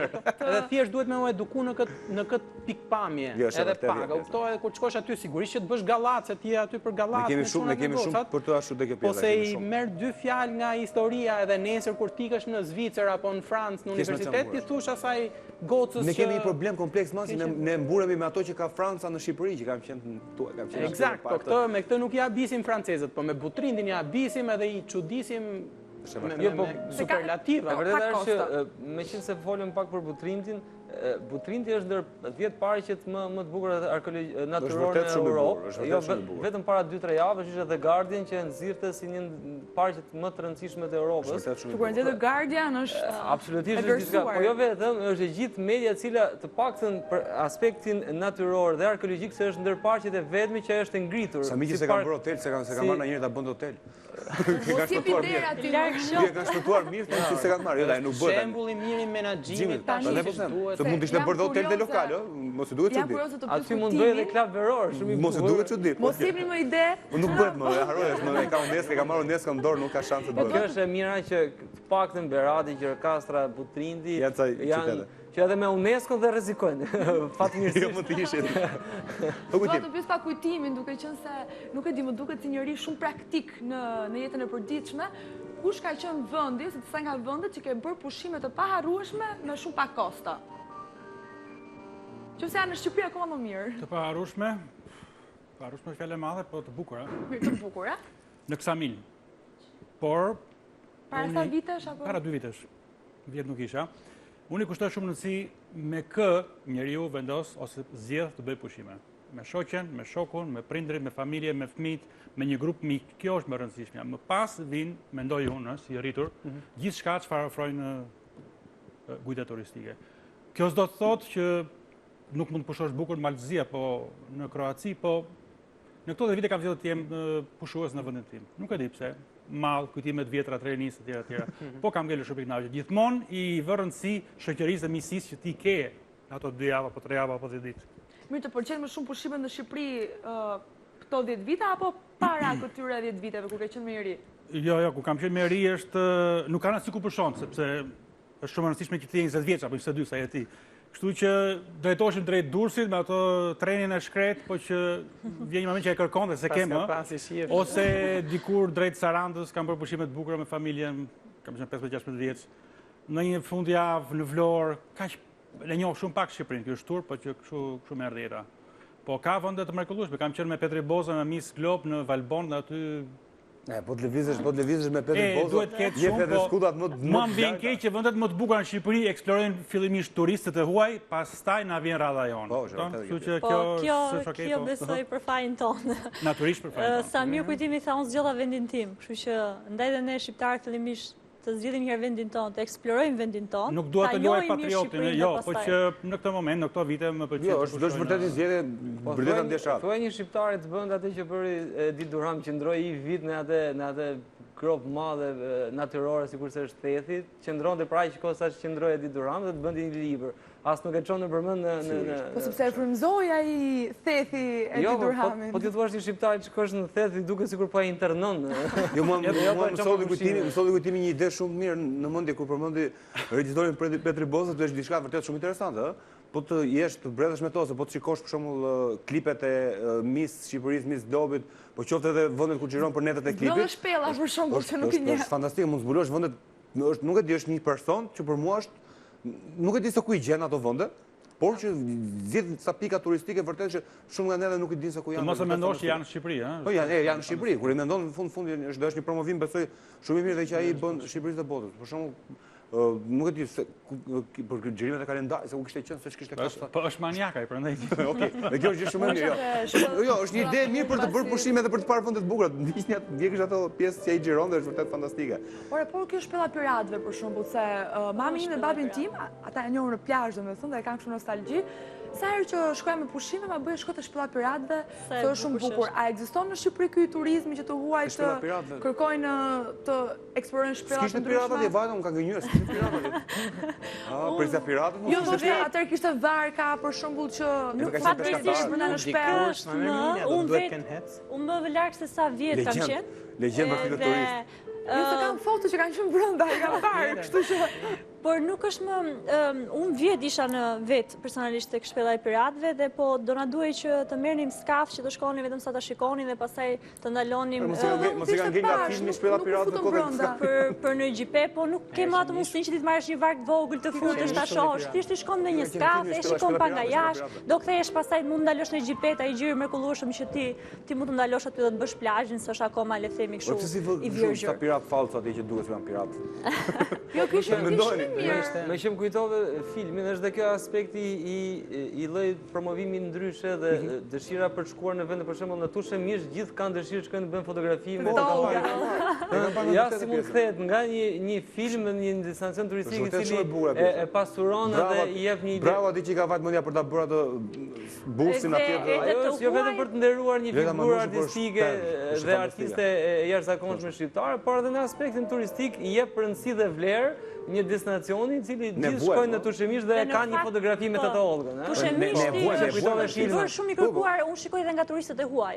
Shumë i kërkuar, ne kemi akomodimin në atë vend aty dhe i sugjeroj, po është zakonisht shumë i kërkuar dhe shumë i bukur. Ke çfarë të ofron? Është mrekulli, ke edhe liçenin, ke edhe natyrë shumë bukur edhe fshati shumë i Është qetë. shumë interesante. Mund të bësh dhe poet, ndoshta jo si Las Gruzi, po mund ta bësh një poezi. Shijon edhe ajrin e pastër, bën një fotografi me Teta Olgën dhe i ketë gjitha paketet. Edhe ushqimin e mrekullueshëm, ai lakrori. Është mrekullueshëm dhe është me pak kosto, domethënë ma bitur me kostën e ulët që ka ushqimi aty. Edhe akomodimet aty janë me një çmim relativisht shumë të mirë. Po ta krahasoj me pjesën tjetër të jugut, sepse ne ngelëm duke promovuar vetëm plazhi jugu, po mos harrojmë edhe këtë pjesën tjetër që Tushemishti është mrekulli dhe Pogadesi ka një plazh shumë të bukur, po edhe me një kosto shumë të ulët. Po edhe fshatrat për shembull që unë mendoj që ato janë super vend për të relaksuar, pasi shumë fshatra kanë dhe lumenj, për shembull ande nga jugu, unë vetë nga zona Korçës ka shumë fshatra që kanë lumenj, shumë freskët, tamam duhet të mbulosh në batanie me jorgan, pasi është shumë ftohtë natën dhe në pikë të verës. Dolëm dhe tek Dardha, se e harruam pa e thënë Dardha, ja ku dolëm dhe tek Dardha. Voskopoja, Voskopoj do dhe me Shqipëria në Voskopoj. Është zgjedhur një vend shumë i bukur për të bërë. Ja dhe një rast. Jo, tani më kujtoa prapë, është zgjedhur për të bërë në Shqipëri, është zgjedhur një promovim i mrekullueshëm. Voskopojës, ashtu siç ndodhi me Tushemishtin. Është zgjedhur një kish ku do bëhet skena shumë fantastike. Wow. Po, ne të dy do kemi përsëri mundësinë të zbulojmë. Ja pra ku historia tako të bukurën dhe bën një promovim të jashtëzakonshëm të një vendi sikur se Voskopoja. Është vërtet janë vërtet gjëra shumë fantastike, po mua më vjen keq prapë kjo pjesa që të huajt e din atë, i din vendet ose i zbulojnë ata që dha kujtimi dhe pastaj vjen kjo radha. Jo, nuk e di çfarë duhet bërë mos. Ndoshta ne promovojmë më shumë Shqipërinë jashtë sa brenda.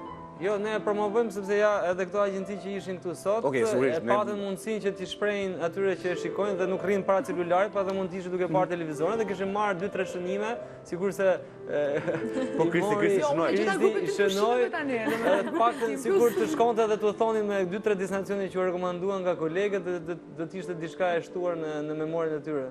Po. Në ana tjetër mendoj që është logjike që ne kemi etje për të shëtit edhe jashtë Shqipërisë. A kupton se ne kemi qenë kaq vite të privuar nga kjo e drejta, nga ky privilegj siç është udhtimi, edhe mendoj që duhet me gjetë një balancë edhe me mundu me pa edhe jashtë, edhe kjo të ndihmon që të kuptosh edhe vlerën e Shqipërisë. Unë më duhet që të shkoj për punë Maqedoninë, Malzinë, Kosovë gjithkohë, edhe kuptoj që Maqedonia dhe Malizi kanë qenë destinacione turistike përpara nesh, edhe që mirë po mendoj që në vlerë udhtimi